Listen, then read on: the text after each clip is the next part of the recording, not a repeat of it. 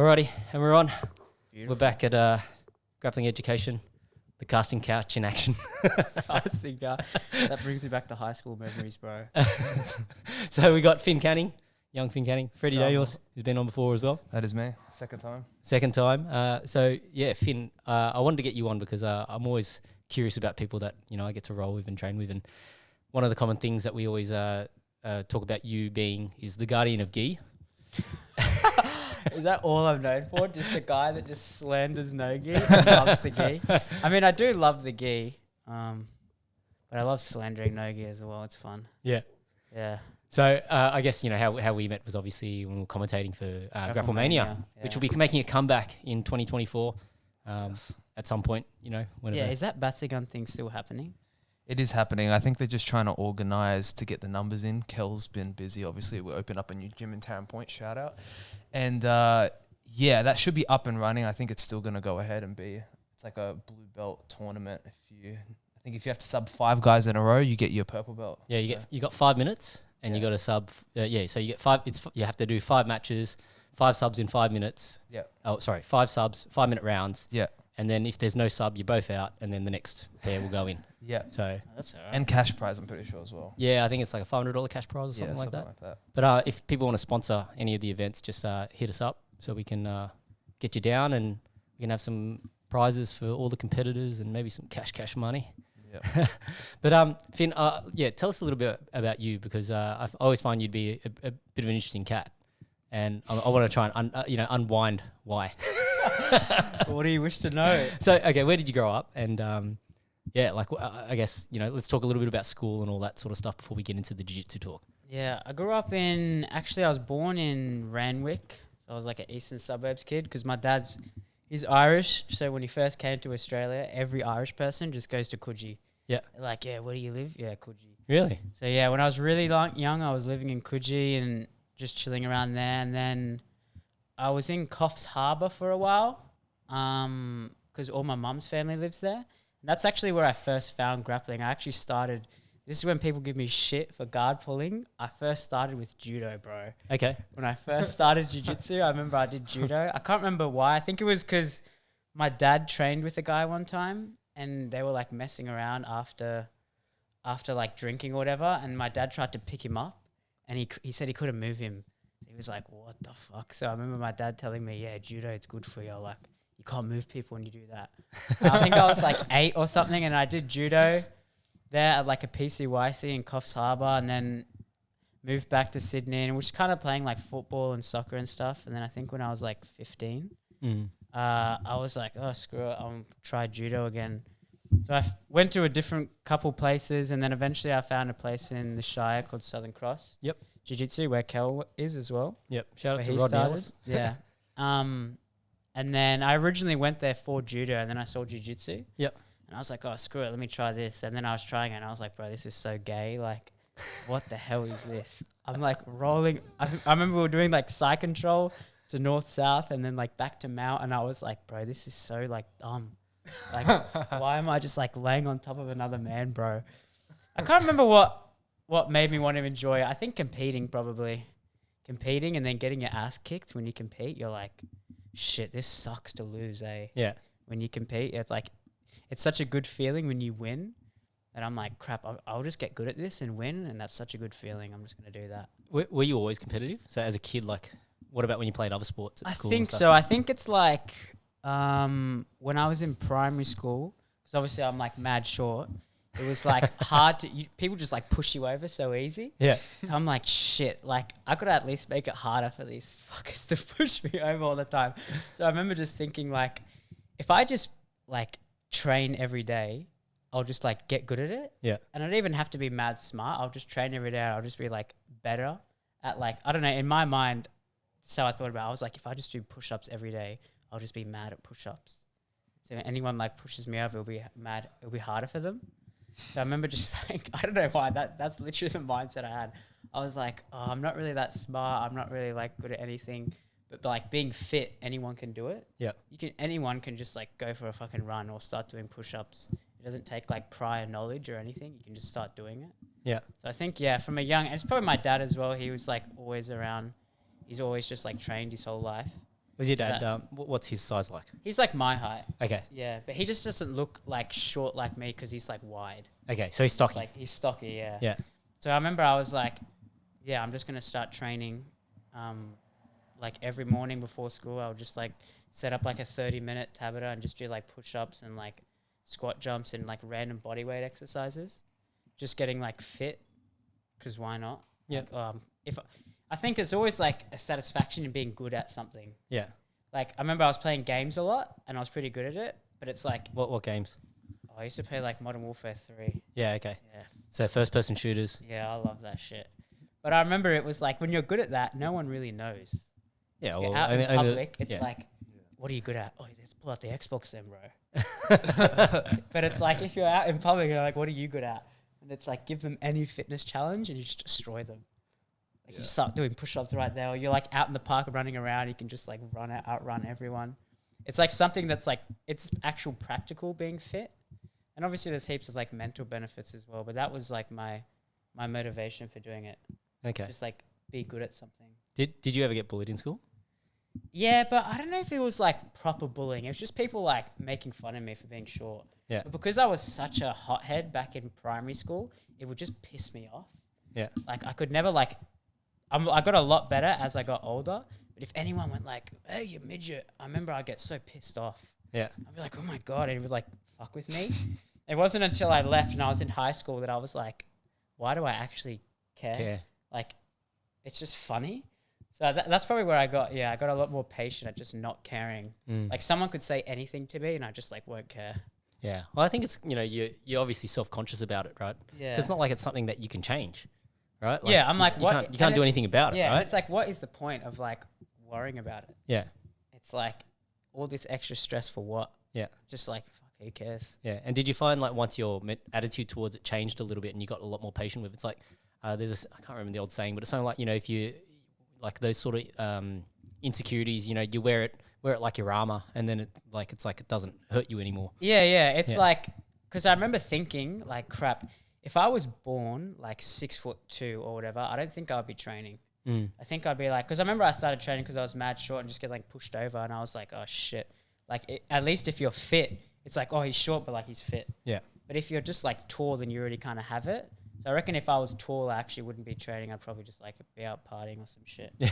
Well, that's like the old, like what they said about, when you want to learn jiu-jitsu, you want to learn from somebody small because they have to be technical. Technical, yeah. Right? You learn from the big guy, they can get away with so much more. Yeah. Yeah, in general, I would say, yeah. But yeah, it was interesting. I was like, shit. So it's kind of like, it's like a curse and a blessing. Yeah. Sort of, yeah. Whenever you have like a fault about yourself, you can just like somehow use it to help you. Yep. Yeah. And so then, my case.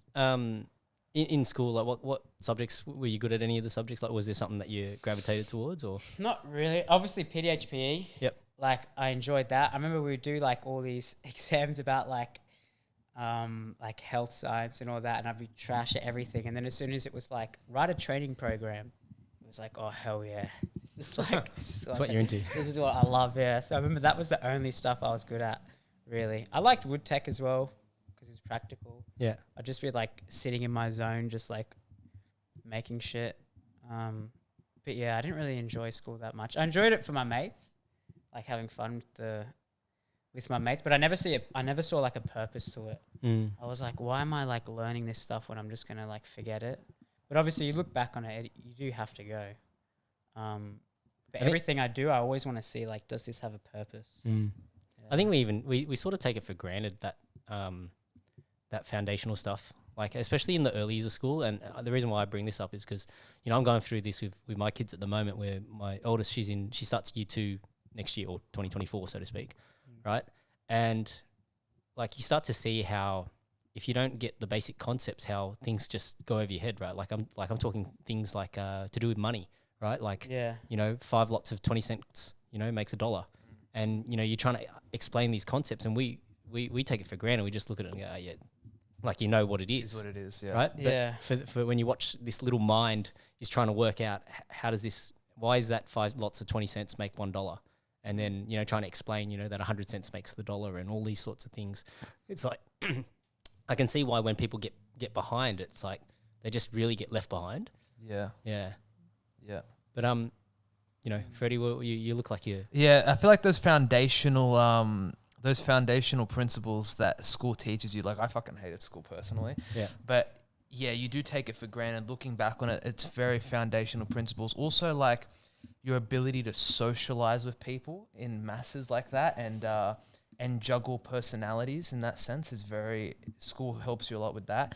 And also things like, even like Finn was saying earlier, like, dealing with people like not liking you and bullying you and things like this, like it teaches you to kind of overcome that and deal with it in your own mind. Because the truth is, the world's not all fucking sunshines and rainbows, so it teaches you things and how to deal with certain bits of like frustration and whatever it is when speaking, when like socializing with people, especially if you like go to a co-ed school as well, like speaking to girls and stuff like that. Like I went to an all boys school in my high school years, but I was lucky enough that like I'd had a few like friends that were girls, and like I had socialized with them. But dude, I know a lot of guys that like they just went to an all boys school, they got out of school, and now they're 20 years old and they just can't speak to girls. And it's like, it's not them, it's just they never got to speak to girls when they were younger, so they can't socialize and know how to speak to them comfortably. And then they just speak to them like they're guys. They're just like, hey, what's up, bro? It's like, that's not, a girl's going to be like, what the hell? You know what I mean? Like, that's how you hit on a girl, you know what I mean? Do you remember the first time you ever tried to ring a girl? And like, when your heart's like going out of your chest, right? And you're like, that first time when you've ever tried to ring a girl, and it's not just because she's your friend, like you actually, want to pursue this chick. 100%. And like, the nerves that you get, right? Yeah. And then it's like, you're like trying to have to psych yourself up for it. Yeah. And then, back when when I was doing it, it was like we had like cordless phones at home. We didn't have mobiles back then. It was just like the cordless phone, and you like punch the number in, and it's like before you hit the call button, you're just like, all right, let's do this. Hit the button. Yeah. And then it's like, because you're ringing home phones back then, it's fucking like, oh fuck, it's the dad. Hang up. Start flirting with the dad, bro. Oh shit. I was actually quite lucky in that sense. When I was younger, me and my mates were a bit rowdy, and I did a lot of cold approaches when I was younger. Cold approaches? Yeah, just going up to random girls. Dude, I swear some of them might have been in their 20s, and I was like 15. And you just speak to them, and like looking back on it, it's like, okay, yeah, that's a little. That's not normal. That's Freddie. Not normal. It's a bit stupid, right? Yeah. But it really teaches you how to get comfortable speaking with women. Like, you're not being like, I'm not being rude or anything. I'm just going up to them, asking about their day. Yeah. And to some people, that's like nerve wracking. Yeah. But I think because I did it so much when I was younger, that now it's just very like. It's normal. Just very normal to just speak and like start up a conversation. I think that it honestly, like, I'm not saying to do this, but do it. Like, just go speak to girls when you're younger, and like it seriously teaches you just how to like be comfortable speaking to them, because it's like for some guys it's very nerve wracking. Yeah, a lot of people are very self-conscious, right? Yeah, very self-conscious. Yeah. But yeah, it just teaches you how to speak to them, and in general, even with guys, like just how to start up a conversation and be very like, active in not a creepy way, but just like, what I mean? Just speaking to them like they're human beings, because they're just humans. It's funny. It's like, at least when you do that on the mats, like you have something in common that you can talk about that both people are interested in. Exactly. Right? Like, so when you do it in the gym, it's like, okay, you're both here to train jiu-jitsu or whatever. Exactly. So you can strike up a bit of a conversation around that. Yeah, it's natural. When it's on the street, it'd be pretty creepy to walk up and say, hey, do you like to get strangled? It's, you have to find a way to kind of start it up and not be them. And it's like, I feel like, in that sense, I learned like how to first initially speak to them like they're just humans and as friends. Yeah. Like, it's not normal for me now. It's like when I go to like the Woolworths or something, I'll just be like, oh, how's your day been? Is your day been busy? Blah, blah, blah. And for some guys, that moment's even nerve wracking. Just speaking to a woman cashier and asking her how her day's been, you know what I mean? But that's completely harmless. But I think, that skill, honestly, when I was younger, is one of the most important skills I ever learned, like fucking 110%. Yeah, I agree with you, because a lot of people have this fear of rejection, right? And I think this, like, if you even just take it away from the girls' context, you think about this in terms of like achieving anything in life, right? There's I think Tim Ferriss, or one of those kinds of guys, put out this challenge, right? And the challenge was like to try and speak to the most famous person you can. Right, and then he had like some prize to go with that, or maybe Tim was telling the story about some university lecturer who did this, right? And he gave this challenge to his students to go and speak to find the most famous person that they can and ask him a series of questions or something like that. And the prize was like some phenomenal prize. Like, you know, the lecturer said something like maybe it was like he's going to pay for them to go like a round the world trip or something like that. Yeah. Right. And the crazy thing about it is that so few people entered that basically the person that actually, you know, entered and like the person that they spoke to perhaps wasn't the most famous or whatever. But the fact that they actually just did it, they won the prize. Yeah. Right. Whereas everybody's thinking like, oh, okay, I need to go and talk to Bill Gates, or I need to go and talk to like a Jeff Bezos, or it's like how and they're all trying to work out these elaborate things, and it's just they never even started because they just spent the whole time thinking about how am I going to get in front of this big name person. Oh, this is too hard. You know what? I can't be bothered. It's just too difficult, and they never start. Right. And like, you know, you can see that in when people start in the gym, right? A lot of people, they come in for that first lesson. Depends on the gym too. Like some gyms are, if they're pretty old school and it's like, you know, you get your face ground off you and your ears are getting rubbed off by the gi and all that sort of stuff. Some people get turned away by that. But at the same time, you know, I think there's that element of the simple fact of like, you know, having that progressive resistance. You build up that ability to persevere and stay, you know, onto it. And that's a really important trait. And so, you know, when you go back to the idea of like talking to females or talking to people, like even like when you try and talk to, I guess, you know, supposedly famous people, right? You have to realize that they're just human beings, right? Yeah, and exactly. So it's not that like your awkwardness is the only thing that's going to make them awkward. Yeah. If you stand there like a doofus and you just like, you know, that makes them awkward. Yeah. But if you just talk to them like a human being, you actually have a pretty good interaction with them. Yeah. 100%. Yeah. 100%. Yeah, it's like the fear of failure. Yeah. Yeah. Like, have you got any? To fail, they just don't even try. Have you got any female stories you need to share with us? Bro, man. I keep it halal, man. I keep it chill. No, not really. I was just so focused, especially when I was younger, on myself. Yeah. Like, yeah, I remember even thinking like so many instances in my life where like it was like a layup for me, especially when I was younger.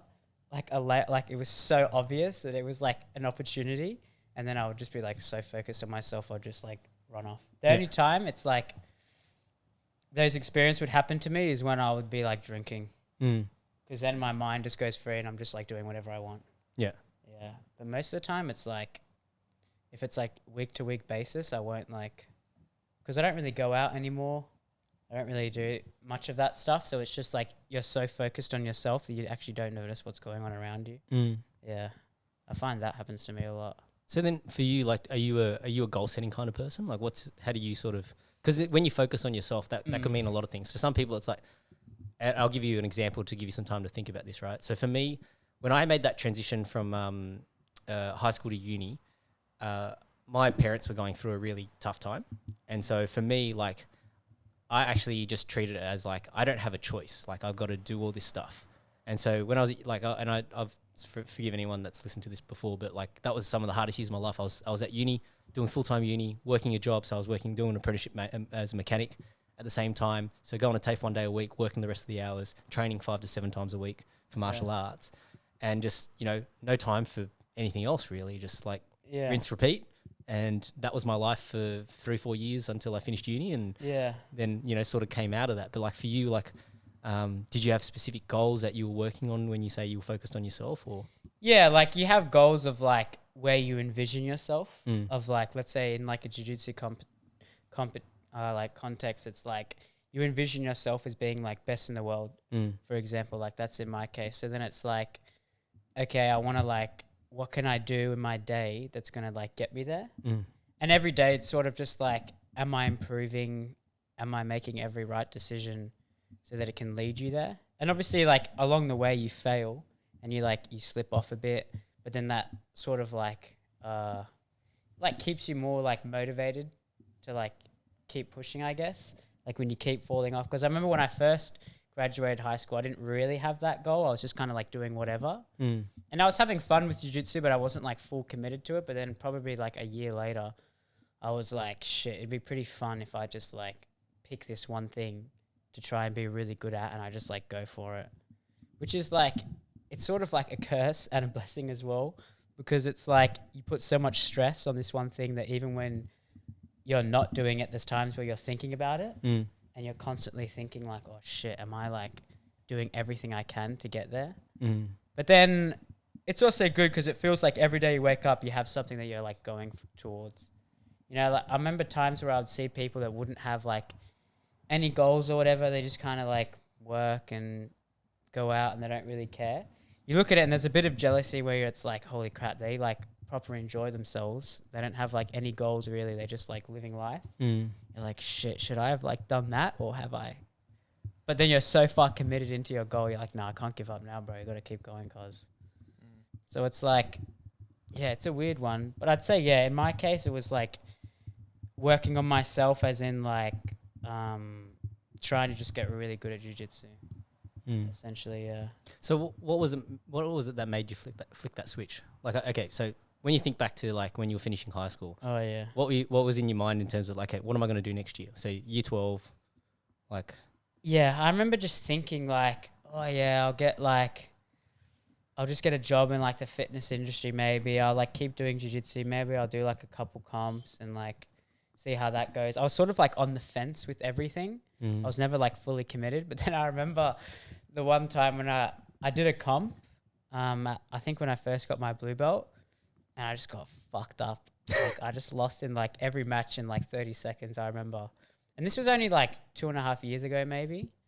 And I remember I was like, shit, man, like I suck. I remember my dad was there and I was just like, bro, I feel so, because I remember I was saying to him like, maybe I can take this jiu-jitsu stuff serious. Like maybe I can like actually win stuff or like make money in jiu-jitsu. And I was debating it and I was like, I'll do a comp and like I'll really try and win. And I was training like 3 or 4 times a week, but I was never like fully mad committed to it. So I remember I did the comp and I got fucked up.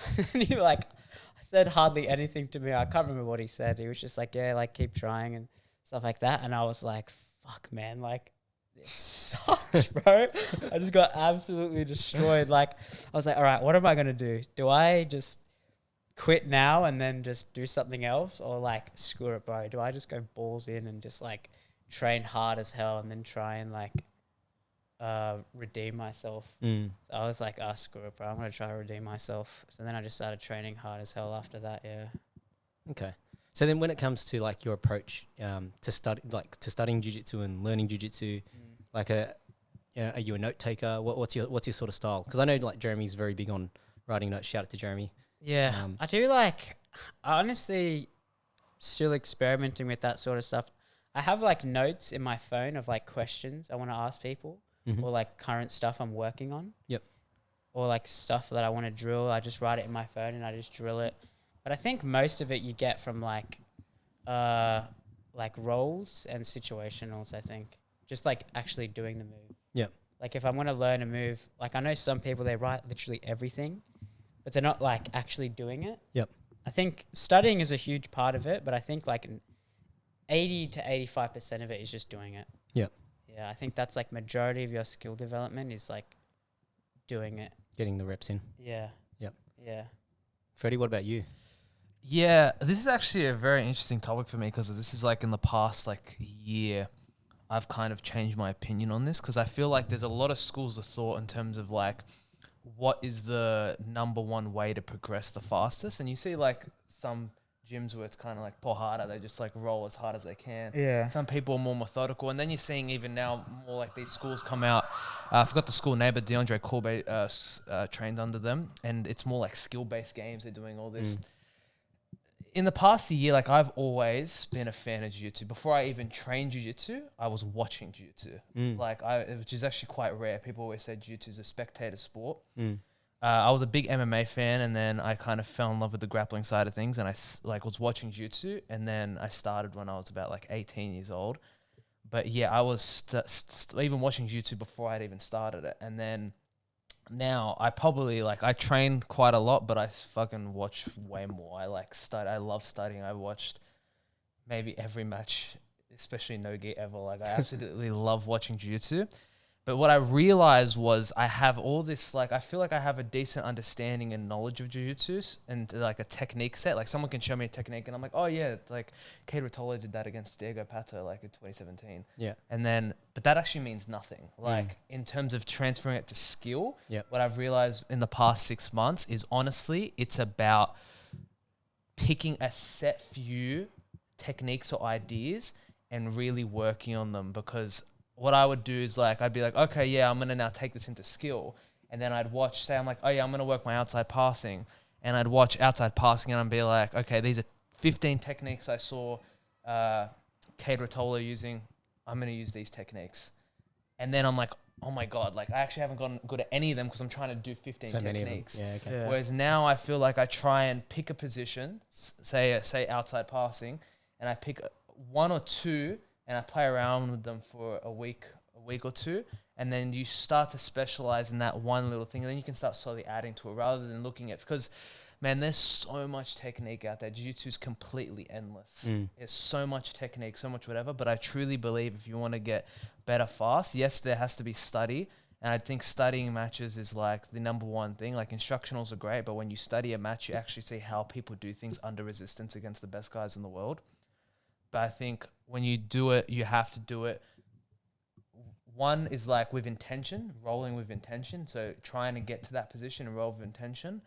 And then hitting those few sequences. And once you truly feel like those sequences have settled and that you understand them, then you can move on. Don't like do it for a week and be like, yep, I'm going to move on. You really have to make sure they connect with you.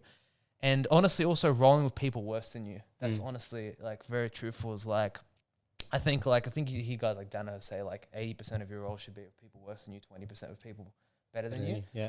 So say for example, someone like Finn, like I have a real struggle passing his guard. Like I'll work my outside passing on someone I know I can pass. And then once I feel like, yeah, I'm connecting with this. Okay, now let me go try it on Finn. Yeah. And I'll see if it fails, where I had success, where I didn't. And then I'll go back and I adjust. I think that's the way you should do it. Personally, at least for me, I think there's like a bunch of schools of thought. But yeah, that's personally how I do it. Yeah. It's an interesting one. I like this. I definitely agree with the study aspect. I think, there's always things that you can draw from competition, and it's like I always talk about like the steps to conscious competence, and so as you work your way through those steps to conscious competence, like the reason why people plateau is because they assume that because they've gotten to this point that this has been working, so this particular technique has been working for me, that it's going to work every single time. And then the problem is that then you've gone to unconscious competence. You're assuming, so you're not consciously thinking about what you're doing. Yeah. And so then the moment that your partners have gotten used to that and they've thought about it for themselves and they might work out a specific counter to that, then you can no longer assume, because now it's like you're moving upwards in terms of the layers that are there. So I think the study aspect is always really, really good. But I also think there are sort of core principles that you sort of can never walk away from. Right. And like when all else fails for me, I always like just try and think about, what are the basic things that we got to think about, inside position, who's dominating the inside space, and then I think about, offensive and defensive cycles, am I in defense or am I in offense, and how am I going to switch this around, and so they're the sort of like concepts that I love. But I think that's just me, I'm not a big, I think majority of the way that I picked up a lot of my, technique is from rolling. So as a result of that, you sort of, get stuck in these plateaus sometimes where it's like you always end up in the same defensive cycles, and then you got to work out, okay, what do I need to adjust here to actually change this and into the next thing? Yeah. General concepts will take you pretty far. Yeah. Like, because if you give someone like a specific detail, it's like that will change a lot during the roll, but the concept will always be the same. Like, if you're talking about guard passing, if you're getting between someone's like knees and chest, that will like always be there. If you're looking at like a specific sequence where like you're pinning their hip that way, that will change like a lot during the roll. So I find general concepts is usually like the first thing.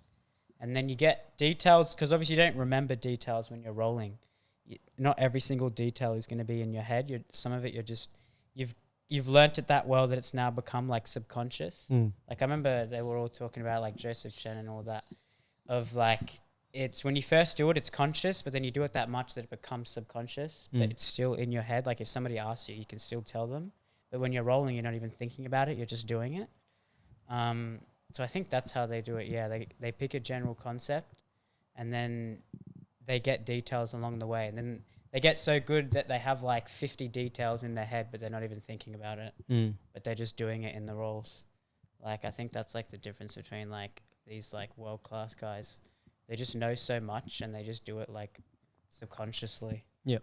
And they're so like fast with it, so it's like you can't even like do anything. Yeah. So out of curiosity, you know, when you decided that you're going to go pretty hard at the jiu-jitsu thing, what did your parents say? I mean, I don't even know if my parents still know how hard I'm going with Shit, it. okay. I think they're like, they understand it a bit. Like, they understand, oh yeah, Finn like likes jiu-jitsu, he's like training hard. He's trying to be like, but I don't know if they know I'm like fully mad committed to it. Invested, yeah. I think they're like, yeah, he's like enjoys it. Yeah. He's like trying to be good at it. You know, they support me though. Like, they don't like tell me to like stop doing it for all that. They're always like, yeah, keep doing it. Do they go, you know, are you going to get a normal job and get some money? Yeah, like they're definitely like, oh, like I'm at uni, you know, and it's like you gotta do something. You can't just fucking, which is fair. Like, you can't just train jiu-jitsu and do, like, it's fun. Like, people love the fantasy of like putting all your eggs in one basket and like going for it. Yep. But like, that's not realistic to everyone. You have to actually like make money, and I can't just like, I feel bad if I do that to my parents as well. If I'm just like, no, I'm only gonna train. Yeah. And I have no money and I don't do anything else. It's like I feel like you can still do it even if you're doing other things. You know, I kind of had that mindset of like, if you want it, like, you'll just find a way. You know, even if you are working or you're doing uni, like in my case, like, you'll just find a way. Definitely. To do it regardless. So I think, that's like in my case. So I still do like stuff, like I still do uni. What are you studying? Exercise and sports science. Okay. Yeah. Yep. So it's like somewhat related. I do all that stuff just because it's like not necessarily like a backup plan, because I feel like sometimes when you have a plan B, sometimes it can also be like bad for you because you're like, you have easy one way out. Yeah, because you're preparing to fail. Mm. You're like, oh, plan B. Like, you make sometimes people focus more on their plan B than their plan A. than their plan A. It's like, what are you doing? So it's like, I'm still at uni, I'm still doing that, but obviously the goal is that like I never actually have to like use it per se, you know. But I'm still doing it.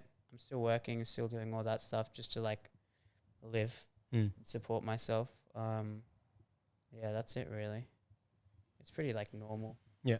Yeah, I feel like. I think it's a lot of people when they're trying to do an athletic endeavor, like even like if you go through the American college system, right? Like, they're all still studying. Like, it's not like they just can just do the sport, right? Like, and I think, you know, a lot of the professional sports, at least in Australia, like say the NRL and things like that, they're pretty good about that. Like, they try and get all the younger guys who are trying to make it to the NRL, they've all got to go and do a trade. Yeah. They've got to do something. So that, you know, because at the end of the day, it could just be one accident away. And it might even be something that you have no control over. Like, you could walk out and just accidentally get hit by a bus. Right? And then you're done. And then, your athletic career is over. Yeah. So you need to have something else. Yeah. Right? You know, I had this mate in high school, and he was like a national junior champion for Taekwondo, and like really, really good at Taekwondo. And he was my best mate when we were going, like, say, years 8, 9, and 10, around that. But on our year 10 camp, we went to Canberra. Right, and so we got to go to the snowfields and all that sort of stuff, and so we're having like a normal snow fight and whatever else. And this was so year 10. I would have been 99, right? 1999 when I was in year 10.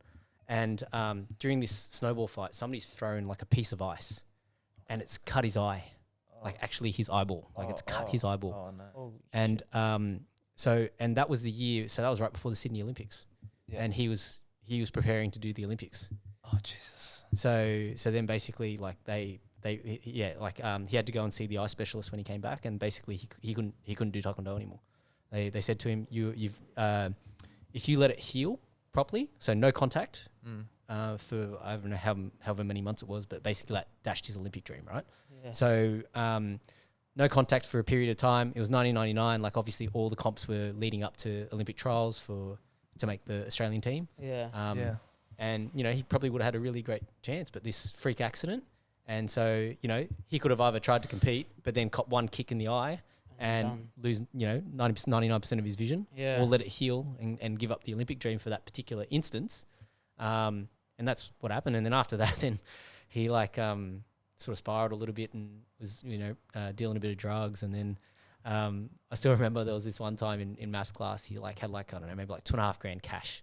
And he pulls it out of his sock. Yeah. Right? And he's like counting it on the table like a retard, right? And then so anyway, one of the maths teachers dobbed on him, And this is a sounds amazing. This is a pretty epic story. So that's why I'm not naming any names. But anyway, so then basically the story goes, he's like getting the deputy principal's taking him to the office, and he's like keeled over, and he's like, oh, like his stomach's hurt or something like that.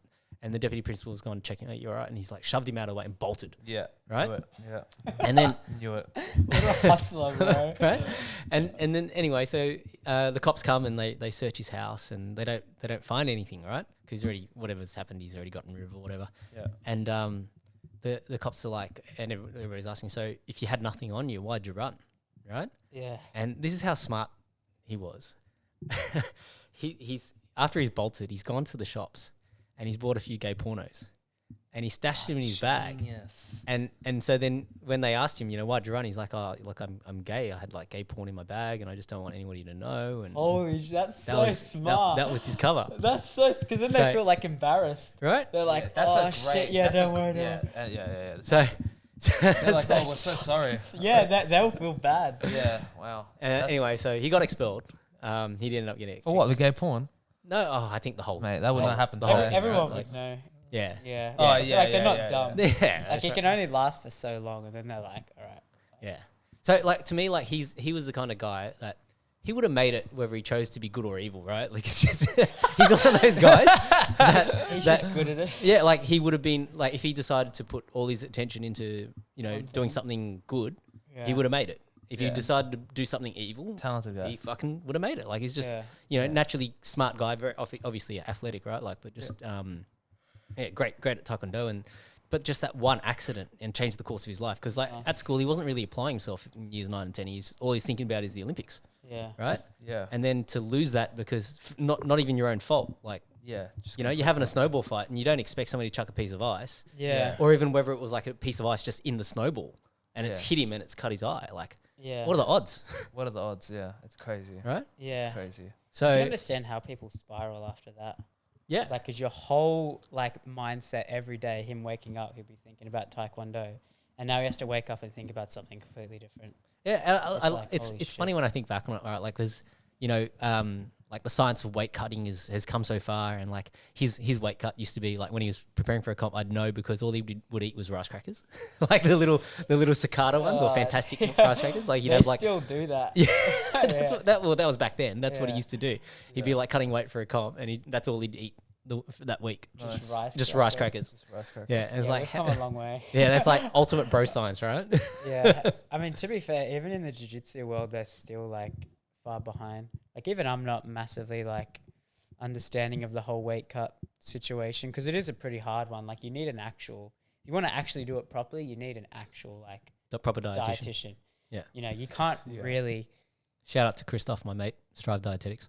You can't really like do it yourself. Like you're really, like it is hard. Yeah. Anything diet related is hard. As soon as you go down the diet rabbit hole of like weight cutting and what to eat for performance, you're in a weird world. Yeah. There's also it's crazy. I think like that whole, Pareto principle, the 80-20 rule applies here, right? But like, cause you can go so deep where it's not really probably it's diminishing returns by that point, right? Yeah. You've gone so deep, like, the reality is if you just do the basics and you do the basics well, it's just like in jiu-jitsu, right? You don't need to do all the fancy shit. Yeah. If you do the basics and do it well, you can actually go pretty far. Yeah. And so I think, the problem is that a lot of people, they don't want to pay for the help, right? Yeah. I think it's expensive. it's expensive. Well, we get rorted on the comps. We get rorted when we're training. Yeah, we get for rorted sure. for almost every. We don't got money to begin with. There's no money in jiu-jitsu to begin with. Yet we all pursue this passion. Yeah. And then it's like, you're trying to work out, what freebies you can get. And so unfortunately, good advice doesn't come for free. Yeah. I think most guys are just like, calorie deficit and sauna, boom. Fucking do it. Yeah. It's like that's all they, because like you see like the UFC embedded and stuff. Yeah. And they're just sitting in a sauna and you're like, that's all they're doing. But there's so much more that I'm sure that goes into it. That's where Jordan Sullivan from the Fight Dietitian, he does a really good job on his socials where he's like showing like what are the fighters eating in their in fight week. Yeah. And it's like you look at the meals and like you can see it's all really dialed in stuff, but like it's actually good food. Like I'd love to eat that just normally. Yeah, not just the food as well. I feel like I saw him, I think he has like, I don't know if it's his brand, but the Train Aid. Yeah, it's his brand. Yeah, like free kick for you, Geordie. Yeah. like, I feel like that stuff's so important because like, even after training, I feel like, man, if I don't have some like electrolytes or like sodium, I'm fucked. Yeah. Like, I feel like I get really bad headaches after training, especially when you do 2-3 sessions a day. And I can't even imagine when you're water cutting because I'm drinking fucking a gallon of water a day and eating like a fat cunt and I still feel terrible. So like, yeah, I feel like that stuff has to be super important, and I'm sure he's dialed in on that stuff as well. And yeah, it's a huge science, man. One that I just do not understand. Yeah. Is it? Yeah. Like I think all that biohacking stuff it's a pretty interesting field. Like I've gone down a few rabbit holes. There's this thing called actually I won't say the name because I don't want to get in trouble. But it's like a headset, right? Like so it's like speakers, right? But they've got electrodes on the top, and basically like you'd have a Bluetooth app on your phone to run like how and the idea behind it is like it's meant to increase neuroplasticity. So to make you learn things faster. So I've tried heaps of this shit, right? Oh. And so like you know, so basically like when I used to when I was training, I would like wear this headset when I'm in the car, and like so you meant to turn the electrodes on for 20 minutes to prime your brain, right? Like because it's basically zapping you across the top of your head. And so you listen to music and then you know run this thing for 20 minutes, and then you get to the gym, you do your workout. And the idea is that, you know, obviously by making your brain more neuroplastic, you can learn things a lot faster and blah, blah, blah. But the problem that I had was like, and this is something that I've realized is that there's no free kick in life, right? 100%. So I would get really, really tired by like 12 like midday. Like I'd train first thing in the morning, like 6 a.m., do a session 6 to 7, you know, have a shower, go to work or whatever. And then around lunchtime, I'd have these massive headaches, feel so tired. And it took me a while to work out that that's what it was, is because, you know, like you do this thing, there's no free kick, right? Like if you're going to get this advantage for a short window, it's going to make you tired. Yeah, right. And it's the same thing, like that applies to almost any substance, right? Like if it's, whether it's like weed or, you know, MDMA or any of these sorts of drugs, right? Like they tap into these specific pathways to allow you to access things that you normally don't access, but there has to be you go down into the trough. There's always a give and a take. Give and take, right? There's no free kick. Yeah. So a lot of the times on that sort of stuff, like I sort of resign myself to the idea that, you know, just stick to the basics, like eat well, sleep well, and, you know, trying to go for those things that try and give you like a momentary edge. Like they're good maybe for like a competition or something like that. Like, you know, if you don't take caffeine often and then you do take caffeine when you want to compete, like that's probably not a bad thing. Yeah. You know, like I try not to drink coffee a lot, but then like, you know, if I'm going to have a big session, then I'll have coffee, or if I'm doing a podcast, I'll have a coffee. And, you know, but if you have it every day, it doesn't have any effect anymore. Yeah. Yeah, I haven't had a coffee in years. Like, I used to be a heavy coffee drinker, and then I haven't had one in maybe 2 years. I know if I had a coffee now, I'd just go crazy. Because I used to have, like, maybe 3 or 4 long blacks a day. Yeah. Like, a lot of coffee, and then plus, like, a pre-workout or something. And then I got off for, like, maybe 2 years at this point, 2-3 years. And yeah, I can't imagine going back on. Did you get any withdrawals, like when you stopped? Like, did you get headaches? Yeah, but I had withdrawals from like other stuff as well. Like, no free kicks. No free kicks. The caffeine was like at the bottom of the list. I'm like, don't even fucking worry about the caffeine. It's fucking all this other shit that I'm having that's killing me. Yeah, that was a rough time. What about you, Finn? Like when it comes to diet and shit, like how do you approach that sort of stuff? You probably get a bit of exposure from the uni degree from that sort of side. Yeah. Most of it is like, obviously, even at uni, they teach you mostly like similar stuff what we've been saying. Like they have like a pyramid of like what your nutrition should be, and it's always like balanced diet. It's like always like the biggest section of what you should be doing. The smallest section is always like supplements. Like most people you don't even have to take supplements and you'll be fine most of the time. Yeah. But most of it's like, trying to have a balanced diet, like most of it is like I'm trying to hit my protein intake, and I'm trying to hit like all the macronutrients I'm supposed to hit, and the micro. That's mostly what I focus on. Yeah. Like, and making sure you fuel. I remember I was bad at this before. This is how I got all these stomach problems. I was so bad at like fueling before the session. I would just like eat like 30 minutes before or whatever, and I'd be like, "Oh, I'm fine." Yeah. But it really fucks you up if you eat like a lot and then train. Yeah. It's not good for you at all. Yeah. No. Come on, Finn. Like, so I got to tell you a story here because, so you know, I came from a fairly traditional martial arts background, and you know, we always used to have. I used to eat beforehand, like it didn't bother me, right? Like, and it was like one of those things that, you know, anyone that wouldn't really eat much, like if people wouldn't eat, and before a training session, it'd be like, come on, like, what are you going to do if you just had a meal and you got to go fight on the street? Like, I just ate. I can't. Yeah, I was just like, I was fine for it for so long, and like I knew it was like bad for me as well, and I knew it'd like screw me up. But I'm just like, I don't know. You're so in your head where you're like, nah, it'll be fine. Like you'll be right, and then you're not right. So for you, like, what issues would it give you? You just feel bloated, or? Yeah, like, I would feel mad. I got like a mad. I have like.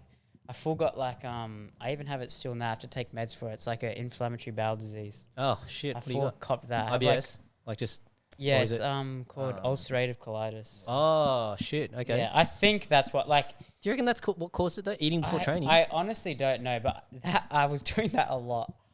I would just like come home, smash food, and then just train hard. Yeah. So I'm like, that's like the one thing that I know. It's probably maybe like different foods I was eating, like I was eating sort of the same shit all the time. What was it? I was just eating like chicken, rice, and then I'd put like frozen veggies in there and then just kind of send it. Like, but I was never like fully measuring if like this was the right amount or this. I was just like, yeah, this is fine. Yeah. So, yeah, I'm honestly not sure what could have caused it. Like, and it's no point thinking about what could have caused it. I just try and fix it up now. So like I'll make sure I'm eating the right foods. And then I'm like fueling, like timing it properly. Yeah. Yeah, that's mostly what I'm focusing on. So what, eating like 2 hours before training, an hour before training? Yeah, like if I'm eating like an hour before training, you make sure it's like something that's like low volume, but like still like calorie dense. Or if it's 2 hours before, then you can eat like quite a bit because it'll digest by the time it comes. Yep. Yeah, that's mostly what I've been doing. Do you use any like of those like heart rate monitors, whoop straps, or rings or anything like that? Nah, I feel like if I get that, it will like dominate your life. Be so in my head. Yeah. Because I'll see that like, oh shit, my recovery is terrible today. Yeah. Like and it's in my head. And then when I'm rolling, I'm like, oh, I'm just gonna roll shit today. Yeah. But sometimes I'm probably in like the worst recovery possible, but in my head I'm just like, yeah, I feel great. Yeah. And I'm just gonna go like. Yeah, it probably is a benefit to having that stuff, but for me, I just like, I don't think about it too much. I'm just like, I'm just going to focus on training and. So I had the Aura ring for a while. The only reason I don't use it anymore is because like the batteries don't hold, but I use that for probably like 4 or 5 years. Oh. And the good thing about it was that you're getting objective data, right? Like, so, you know, you get told all of these things, but you don't really listen unless you can see the data to go behind it. So things like, you know, not eating so close to bedtime. Yeah. You know, when you can like have that direct correlation to go, okay, I ate like right before going to bed and my resting heart rate was higher than it normally is. Yeah. And it's like, okay, so that's why they tell you to not eat 2 hours before bedtime, right? To allow your body to digest. So then, and then that can also lead to elevated body temperature, and elevated body temperature can lead to worse sleep, you know, because you're tossing and turning because you feel like it's hot. So there's all these little things that, you know, having those devices, it does help with, but I do definitely understand the idea of, like there were days when I first got it where like every morning I was like all over it, like just checking to try and identify all of these things. And now like the only reason I haven't gone and gotten another one after that one's run out of batteries, or it won't hold charge anymore, is because I feel like I know enough of the data based on, you know, the history of that I had with the device, and sort of worked out, okay, so yeah, alcohol really does impact my sleep, and you know, all of those little things, and it's just like, okay, I feel like I'm fairly dialed in, like I don't need to worry about that anymore. Yeah, I feel like it's common sense, a lot of it. Yeah, but fuck, before having that, I probably still wouldn't have listened. Like, you know, my wife is like, you know, she was like, I tell you this shit all the time, but you don't listen. Right? Like, did you like know that it was bad for you, or you just like you knew and you were just like ignoring it, or did you like have no idea it was bad for you? Like, oh, I didn't know eating before bed was bad for me. Yeah, like I never really thought about it, honestly, because like when I was young, we used to eat really late. My parents ran their own businesses, so then by the time we ate, it was like 9:30, 10 o'clock at night. Yeah. And so as a kid, like that was my life. Like I always used to eat late, and it's only like after I got married and my wife and I, like our family, we choose to eat early, and we make that decision for the kids as well. So the kids, we try and eat. So the kids are in bed like somewhere between 7 and 8 or 8:30. So that means we try and feed them between 5:30 and 6. And so as a result, we eat around the same time. But then you don't think about, you know, like, because you're adults, it's like, okay, after they've gone to bed, you might have a snack or something like that. Yeah. And then, you know, like when you need to dial in, you can't do that. You just got to be like, okay, like this is my window, that's it. Yeah. If you want to be dialed in. Yeah. So I feel like, those are the things that, at least mentally, like, they can give you a bit of an edge. Like, if you're thinking like, especially when it comes to competing, right? Like, you want to be thinking like, I'm doing things that my opponents won't do, right? Yeah. So that gives you a mental edge. So when it came for me, like when I compete, like that's the mentality I gotta have. I'll be like standing there in the cold shower, going, yeah, I'm gonna suck this shit up because I know my opponent's not gonna be doing that, it, yeah. right? Yeah. And then I might do a run, and I'll be like, I'm gonna maintain this pace for the full 20 minutes or whatever, or like however many rounds I'm doing or whatever. And it's like, okay, I'm gonna maintain this pace because I know that's gonna break my opponent. Other guy's not doing it, right? Yeah. So do you think like that at all when it comes to you competing, or? Yeah, definitely. You think it in the terms of like working hard and working smart. Yeah. Like, because I feel like in general, most people can work pretty hard and can just go like really hard, but then it's like working smart as well. So I remember like every session that I go into, if I'm like learning stuff, I'm just like, yeah, I know my opponent's like probably doesn't know this. Or like, I know he's like not pushing himself as hard as I am. You kind of have like that like narcissistic view of yourself that like, I'm doing more than this guy. Yeah. You're just like thinking so much about yourself that you're like, yeah, you definitely have that view on like most of the things. Yeah. Like, and it gives you an edge to like push yourself. Yeah. As well. Like if you really don't want to do it, you're like, oh shit, he probably doesn't want to do it as well. Yeah. And like, he's probably not going to do it, but I am. So it's like, yeah, that stuff can like cheer you up to train and like motivate you. But that's like competition again. Like competition motivating you. So I'm trying to get you to compete, bro.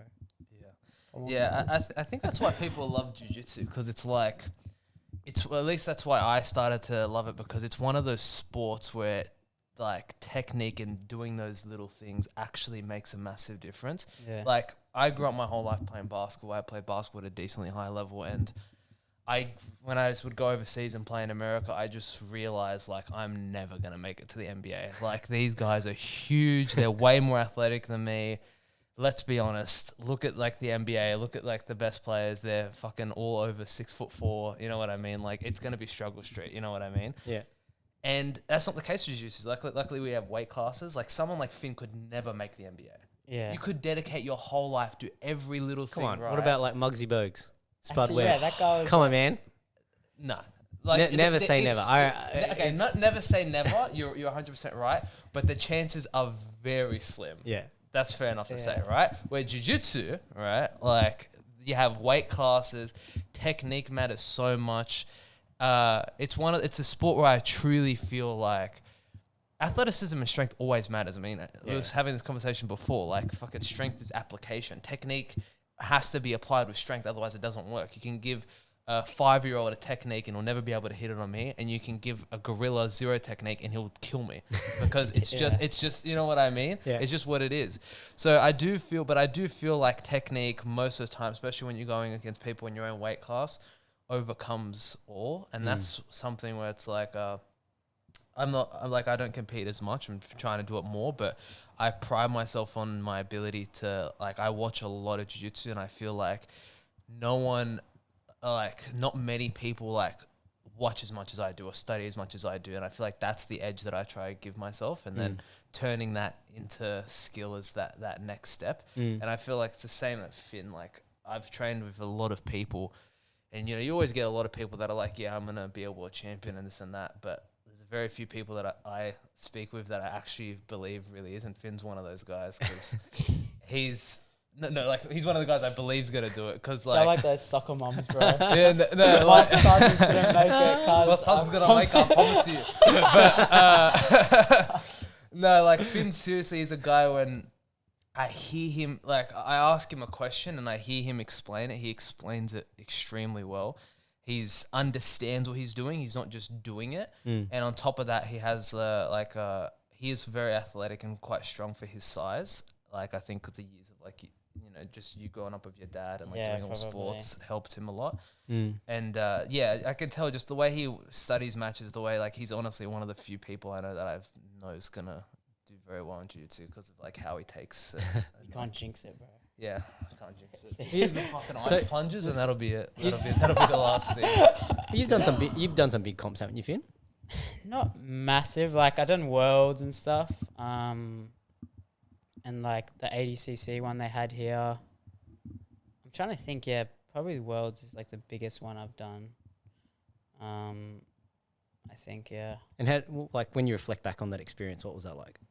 It was good. Like the first year I did it at Blue Belt, that's where I realized, because I remember like you would train with high level people and you would roll them and you'd feel good, but you never really like knew where you were at. Yep. And it was like, even when I lost, I was like, holy shit, like this is like achievable. Yeah. Like it's not like something where it's like you lose and it's like, fuck, like even in the gym, sometimes you have that guy you roll that just fucks you and you're like, you do not see an avenue of where you win. You're like, there's no way, like, I could beat this guy. I need like 3 years to like even be close to like surviving. But I remember when I did worlds at Blue Belt and even when I lost and I was like, wow, like, what the hell? Like, this is like actually achievable. And it gives you like that like sense of hope, I guess. So that's like probably the biggest learning curve I remember I got when I was competing. Even training, like when I remember when I was at AUJ and you're like re-rolling like the top level black belts and stuff. And most of the time you are getting smashed, but it's not to the point where it feels like unachievable. It's like you still feel like, okay, I can see a point in my life where like I could probably beat this person, you know? So that gives you like a bit of hope. There's definitely days where you get absolutely smashed and you're like, holy shit, like I got a long way to go. But it's like I feel like you have a long way to go, but it's like, it's not like impossible, you know? Whereas if you never trained a day in your life and then you fought them, it would feel impossible. You'd be like, oh man, like, fuck, I'm going to give up now. Yep. Like, there's no point. But it's like when it feels achievable, that's when it's like, oh, okay, like I just got to train more and like put in more effort or fix things and just keep going for it. Yeah. So then when it comes to you trying to identify and work on those gaps, are there specific people and influences that you want to credit here and talk about, you know, like that help you to sort of work on your game? Oh yeah, the people that I train with, like definitely Ari. I'd say Ariel Tabak, definitely, like, because I remember when I was learning at other places, because I met him here, I remember like 2 years ago. I remember when other people would teach me, it would be kind of like, I wouldn't really like understand it. Like just the way they would teach, like this, grab here, go here. But I remember when he was teaching, it was like every grip he had like had a purpose. It was like, I want to grab this for this reason. Like I find the why. The why is like the biggest thing that helped me learn, of like just the way he would explain things. Like each limb has like its certain purpose. Like this leg is doing this leg's doing that. Like, and it made it very simple to me. So I remember I was like, holy shit, like this is like, and then you start thinking about it and you start watching it and you see like world-class guys and then it starts to make sense. Yeah. So I'd say he's definitely like, teaching wise, he's like, obviously as an athlete, he's a beast as well.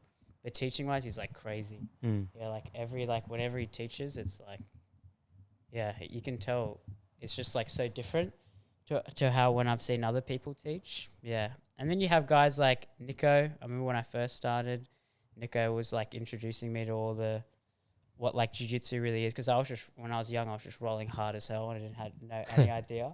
And then he would just like be mauling everyone. I was like, how the hell is he doing that? Like, how is he so much better than everybody else that he can just like beat everyone?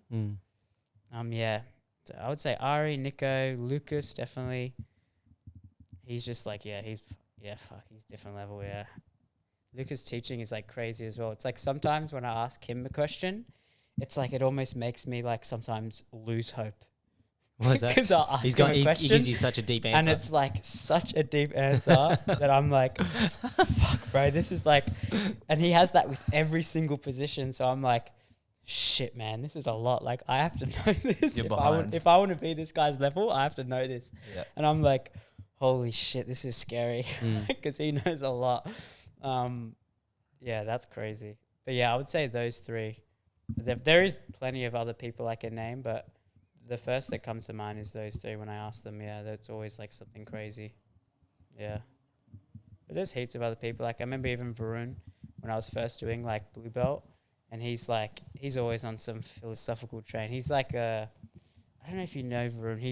He won blue belt rooster weight.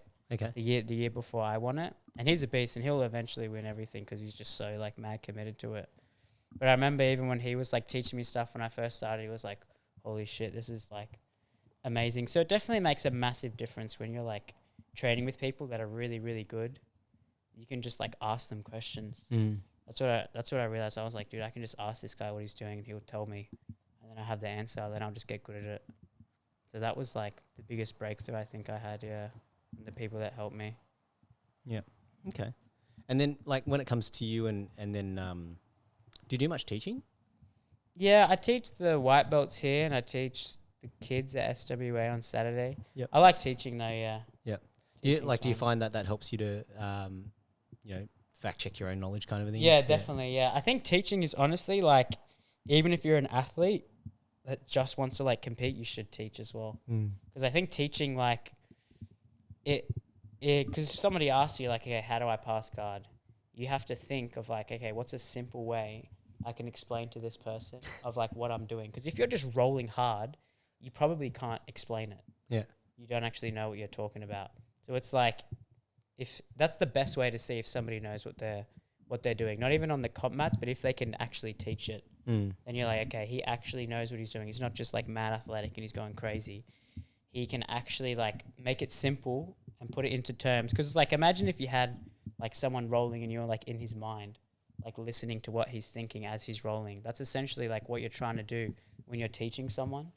You're like, okay, how do I make it simple for them? And I like it as well because sometimes even like white belts will ask you a question and it's like you have to think about, like it'll be a basic question, but it's something that you didn't even think of. Because I guarantee there's probably some white belt out there that has some question that like a black belt will like stump them and they'll be like, what the hell? Like I never really thought about that. Even if the question's dumb, like it's like it still makes you think. So I think that's always beneficial when you're just thinking about like, okay, like why wouldn't I want to do that? Like if someone's doing a massive error, it's like, why wouldn't I want to do that? And you have to think of like, okay, this is why I wouldn't do it. Yeah. You know, so I think teaching's great, yeah. I think it's always an interesting one because, you know, when you start, people will like have this laundry list of rules, you know, to go and say, you don't want to do this, this, and this, and this, and this. And then, but then when you get to the higher levels, it's like, okay, you start to realize they're not hard rules. Yeah. You know, like you do have to bend them sometimes because, you know, so as an example, you know, like when people talk about striking, they say never cross your legs, right? Yeah. But like say letting your feet cross over, so you know if you're standing left leg in front, your left leg's to the right of your right foot, right? Yeah. But you know every time you do a spin attack, you've got to cross your legs. You got to step over so you can turn. Yeah. Right. And then you know so you think about like some of those basic things. You know, like in jiu-jitsu we talk about inside position, right? But then when you bowler, you've actually got outside position. Yeah. Right. So there's always caveats to almost every sort of concept or heuristic that you can think of. It's just who knows how to apply it a better way, right? Yeah, and it's so hard, especially in jiu-jitsu, to have like a foolproof concept that's like, okay, this applies to everything. Yeah. Because there's so much that's going on that it's like, it's hard to have, okay, this is it. This is like what you're doing. It's really hard to give like general rules to things. There is some cases where it is like a general rule, but like most of the time it's really hard. Yeah. It's like, it depends on the context. And that's why it's so hard to like teach as well. Because it's like when you teach it, it's like, okay, this is going to be hard because then in roles when it doesn't work, then they just think like, oh shit, this doesn't work. I'm not going to do it. Yeah. But it's like, nah, it's like there's a million other things that are going on. Yeah. So you have to make it like simple for them. Yeah, it's hard.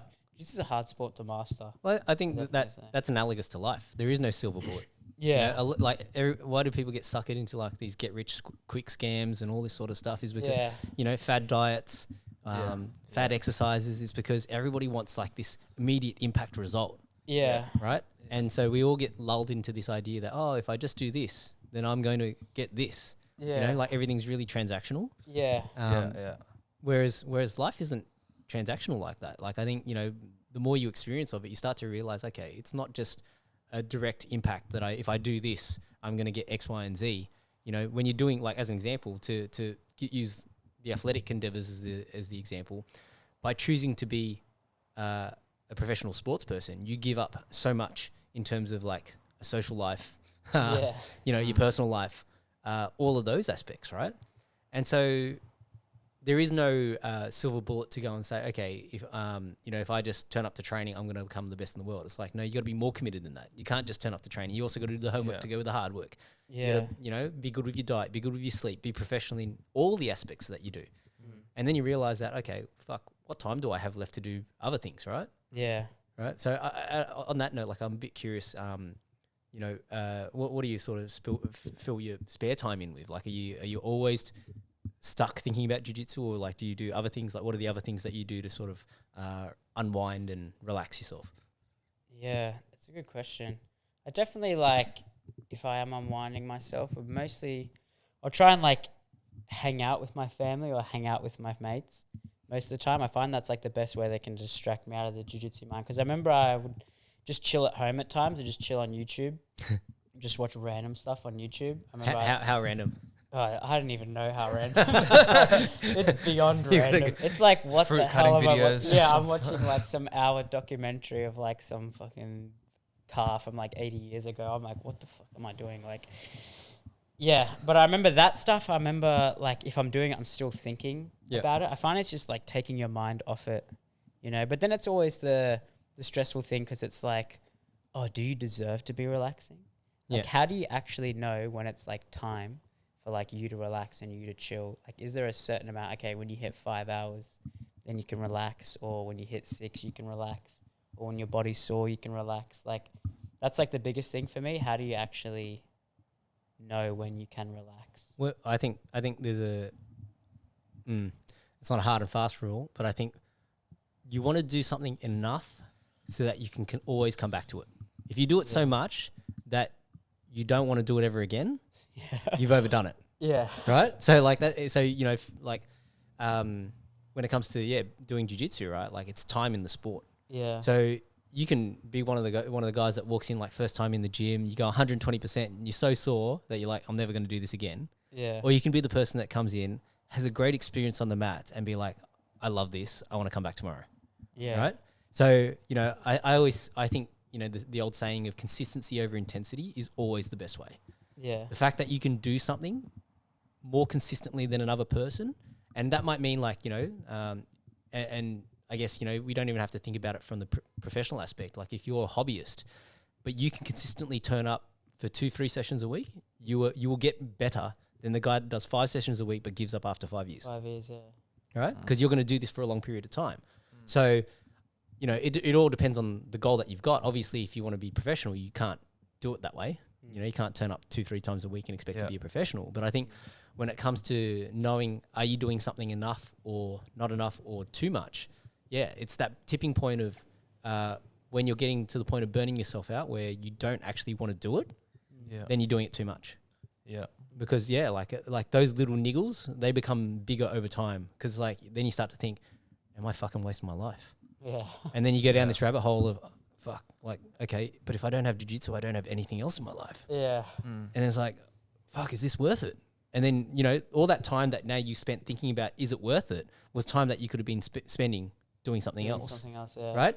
And then keeping the enjoyment into it. Like, and look, I'm definitely no authority on this, right? Because I go through peaks and troughs, right? So sometimes, like, I'll really get into like whether it's a book or like a TV show or something, and I'll binge. Like, when I say binge, I'm reading like this book at the moment. It's the first one. It's called The Dragon. The first book in the series was called The Dragon Bone Chair, but it's kind of like it was written by a guy whose books inspired George R.R. Martin to write the Game of Thrones series of books. And so I thought, I'll read it, right? And these things are fucking huge, right? But then when I get into something, like, I've got it on my phone, so it's like when the last few days over this holiday period, I've just been binging, like, reading nonstop. I've almost finished the first 3 books. I'm on the 3rd book, like, I just like nonstop reading. So like every night before bed, I'll be there reading. If I go to the toilet, I'm reading the book. Like, I haven't been on socials, I haven't done anything else, right? Because I just want to have a break from everything. Yeah. But now I'm like coming to that point where I haven't finished the 3rd book yet, but I've binged so hard that I'm like, I kind of don't like it anymore. No, I do still want to see how the story ends. Yeah. But it's like I don't have that same urge like when I was reading through the first 2, where I finished like the first book in like a day or 2 days or something, like, where I was just like neglecting sorry wife and sorry kids, but I neglected like almost everything else just to read as much as I could. Yeah. Right. But sometimes you need to have those breaks, because like now that I've done that, it's like, okay, I'm nearly there. Like I want to finish the book just so I know what happened in the story. But I'm ready to get back to normality, and I feel like I've actually had a bit of a break. Yeah. You know, and I'm ready to come into the next period of time and really focus on the things that I want to focus on. Yeah. Yeah. Yeah. Time and consistency, I think, just like you can master anything with time and consistency. I remember watching, there was a documentary I had watched on these magicians. Yeah. And they had studied, like they had like done a documentary on a bunch of magicians and like the things they had mastered and whatever. And there was a guy that had mastered, when I say mastered, like you wouldn't even believe it. You wouldn't even think it's comprehensible, but he had mastered dice, just dice. And for 30 years, this guy, he had a table at his house. He would throw dice for 30 years. What, playing craps or something? Just fucking around with dice, figuring out how they worked. He could do things like when you watch, you know how magicians do sleight of hand. Try to figure out what the name of this documentary is. But if you saw how he would maneuver these dice in his hands, you wouldn't even think it's possible. It looks like magic, right? And this guy made millions off of, he figured out, he rolled dice so much, he could roll whatever number he wanted by the way he threw them. He could feel it and throw it. So he would go to casinos and he'd be rolling sevens and fucking winning fucking millions of dollars betting. What's the game called? Craps. That's craps, right? Yeah. And this guy like had just spent years throwing fucking dice at a fucking table, and he had mastered it so much to the point that he could do crazy things with this dice. So it's like that's something as small as throwing dice. Yeah. Imagine if you could extrapolate that, you know what I mean, into something like fucking jiu-jitsu or whatever. It's like you can literally master absolutely anything. As long as you enjoy it, right? Like that guy obviously.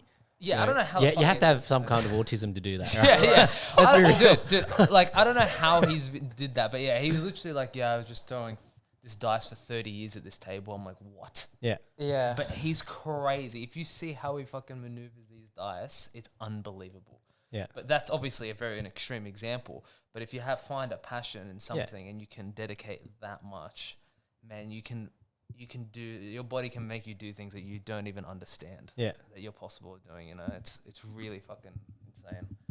Yeah, that was a big mind blow for me, that fucking dice guy. I always love moments where someone like finds something they enjoy that's random as hell. And they just get really good at it. Yeah. Like you see that all the time with random shit. Someone's just really good at something that's like so fucking random. I think they look at jiu-jitsu like that. My mates look at me like that in jiu-jitsu. Like, what do you mean you're doing all this time fucking rolling around with guys? I'm like, yeah, bro, I just fucking love it.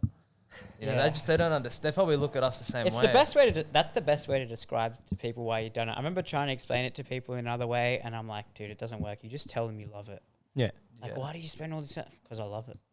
Because I love it. It's just like the best way to describe it. Like, I do it because I want to like better myself. No, I do it because I love it. Yeah. And it's like done. Like that's what it is. Finished. That's what it is. Yeah. Even you speaking about like those little things that people went to, dude. I remember like literally last week, I went to this ice cream. Me and my girlfriend, we went to this ice cream van. Like, what do you call them? And it was driving past, right? Yeah, food truck thing. Yeah, food truck. And I'd seen this van when I was in school years ago, right? And I know he's been around a long time. And dude, I ordered these ice creams, and he was making these ice creams. And dude, the way it's a soft serve machine, and he's putting ice cream in the soft serve machine. It's the most simple task ever. Any freaking person could do it, right? But the way he did it, you could tell he'd been doing it for 10, 15 years. Like, he would get the napkin and ravel it around the cone perfectly, like in this technique that I'd never even fucking seen before. And the way he put the ice cream would be perfect.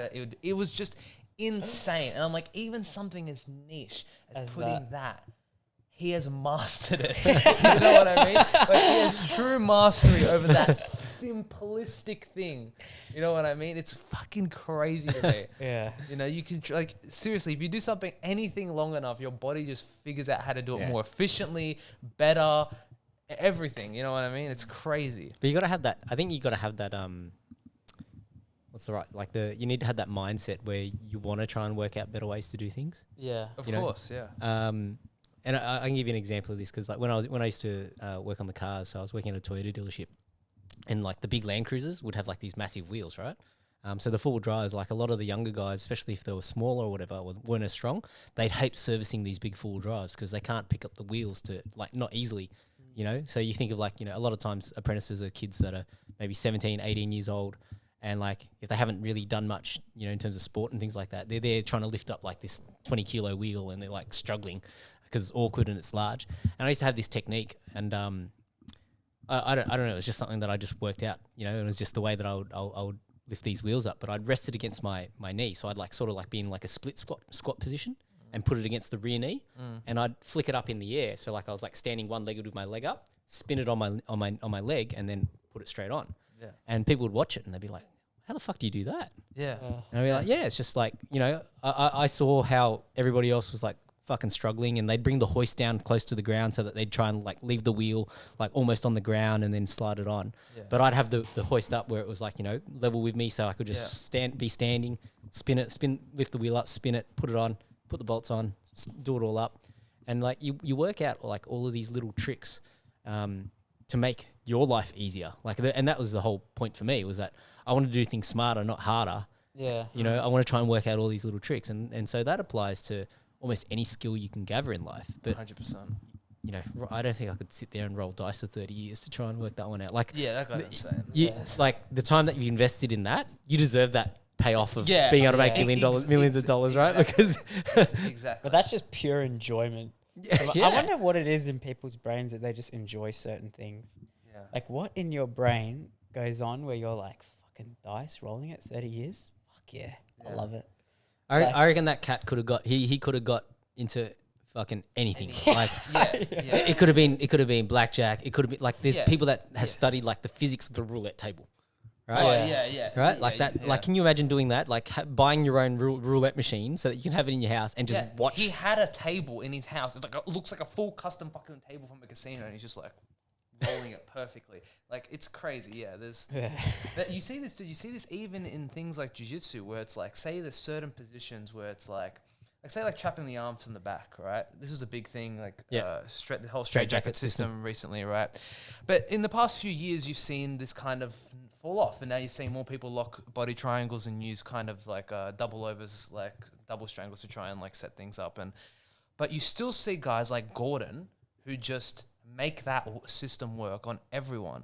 And it's like, how does he get that to work on everyone still, yet no one else is trapping arms, is struggling to trap arms, you know what I mean? Yeah. And it's like he's just mastered that one system so well that he can still get that to work, despite everyone knowing it and everyone finding counters. You see this still with guys that like do fucking like the brown bowler and K-guard, and it's like these positions that are kind of falling out of whatever, the meta.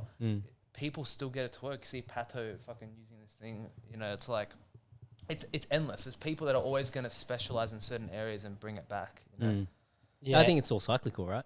Yeah. Like the game's cyclical in the sense that, you know, when the leg locks became the big thing, you know, everybody was starting to try and have to learn how to defend leg locks. And then, you know, the leg locks became an opportunity to take the back. Yeah. And then, you know, now it's like, okay, people are getting, you know, going from the back and then using that to get, whether it's get back into mount or get into the legs themselves, right? So, but every single time, at least at the highest levels, the thing that I always like talking about is like there's layers to it, right? So the basic layer is like, you know, a simple entry, you know, the takedown or the sweep, and then the finish. But then the next layer is, okay, the person does this to defend, so what's the next offensive move or cycle that you can cycle to as the next thing, right? Like for you, Finn, when you're rolling, I'm curious about this. So because it's probably going to be different when you're in training versus when you're in competition, right?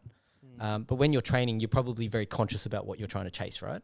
Yeah. Are you the same mindset when it comes to competition as well? Are you still like, you know? A bit, like, it depends. Certain training sessions, I think it's beneficial to have certain training sessions where you have things you're working on, but you switch off your mind, but you're just kind of like moving through the position. Yeah. You're not overthinking it too much.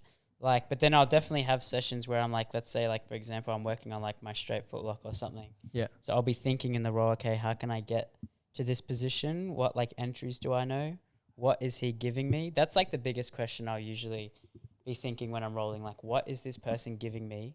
Like, and what reactions can I go based on this? You know, like if he's putting his legs really far back, okay, he's giving me his upper body. If his lower body's towards me, okay, he's giving me my legs. You know, most of the time, I'd say most of my game's built on like what reaction is the person giving me. You know, less about like me forcing things and more about like, okay, he's giving me this. Yep. I'm going to go for this. I'd say that's definitely. But when it's in comp, I'm still thinking about the same thing, but it's more of like just doing it like less thinking about sequences in your mind and more just moving quickly through the positions. I think in comp, that's like the biggest difference when you're doing it with intensity and speed. You don't have time to think like, okay, he's giving me this reaction, I'm going to go here. You have to like move quickly, but like almost like anticipate what the reaction's going to be. I find that's like the biggest difference with comp. You can't like overthink it too much. Yeah. Unless you're just like way better than the person, but like most of the time you have to just like go. Yep. Yeah, you like less thought, and it'll be like, I feel like in comp it's like, that's why it's so good to have like that like intuition and that subconscious, because when you're in comp, it's most of the time it's always the subconscious stuff that will make you win. If you're like conscious about like something too much, like it will usually never work. Yep. It'll always be the subconscious stuff that will carry you. Like, and that's why I think comp's good, because you always see what people are like most confident in. Because within the training room, people kind of do whatever. Yep. Like, yeah, single leg, fuck it, yeah, I'll shoot it. But when they're in comp, they don't, because they're like scared, like, oh shit, like what if it doesn't work? So you really do get to see when you're in comp what people are most confident in and what they do like subconsciously that works very well. Do you like to hone like? And the reason why I think about this is because I think, you know, when you talk about that subconscious element, it's like keeping things binary. You know, like having the main move that you're looking for or your main entry, and then it's like, okay, there's going to be two options from here. Yeah. If he does this, then I do this. If he does that, I do this. Yeah, right? yeah. It's literally like that. Yeah, keep it binary. Yeah, it's like very simple in your mind. Yep. Like most of the time when you compete, you're not actually like, it's kind of like you're not on autopilot, but you're not like overthinking anything. Do you ever super simple? Do you ever look at the bracket and go, okay, and look at the other people's games? Not really. Only for Worlds I do that. Yep. Like I'll be like, what's this person like really good at? That at like the level I'm at, it doesn't make a really big difference doing that. But once you're at like black belt, that's like all it is. Yep. Yeah, it's all like style matchups. But at my level, I feel like you can get away with kind of just like being really good at something and then just winning like that without like studying people's games too much. But I feel like once you're at black belt, that's like completely different ball game. Yep. That's like you have to full like change up your whole style for someone because they're just like different level. Yeah. Like, yeah, the color belts to black belts, I think, is like massive jump. Yeah. Yeah, it's always an interesting one because, like, especially in the color belts, right? Because, like, when you win worlds at blue belt, it's like, okay, yeah, you should probably be a purple belt. Yeah. And when you win at a purple belt, you should probably be a brown belt. Yeah, and like most of the time that happens. Like most of the guys that you see like that like dominate at blue, they will be the ones that are like not dominating at purple, but they'll be medaling or winning at purple. Like you usually see the same people on the podium most of the time. Yeah. You know, the same sort of people. You don't really see someone that's like missing and then all of a sudden he's like smashing everyone at brown belt. There is some cases where that happens, but most of the time it's like they're moving in like that linear sort of one, you know, like they'll be really good at purple and then that's like, I remember people asking like, oh, is it so much harder at purple? It doesn't feel so much harder because you've gotten better as well. Yeah. Like in a sense, yeah, it is harder, but you've also gotten better. Yeah. Because it's been like a year or two. But then when it's at black belt, that's completely fucking different. Yeah. Then you have like a guy that's been black belt for 10 years. Yeah, yeah. And it's like, holy shit. So it's like, that's where you see people go to die. You know, but then you get guys that like win brown belt and then they go to black belt and then they win it straight away. Yeah. And they just like dominate. So it's like, it's not always the case, but I find most of the time, yeah, black belt, it's the hardest because they've just been there for so longer. Yep. You know, at blue belt, purple belt, you've kind of been training the same amount of time. You know, you've been training with each other, but then at black belt, you get some guy that's won like 10 times in a row and he's just killing you. See, do you think that that's where there's some advantages in the way the no-gi is set up and it's just like beginners, intermediate and advanced? It's just based on like... Yeah. Yeah. It definitely is like...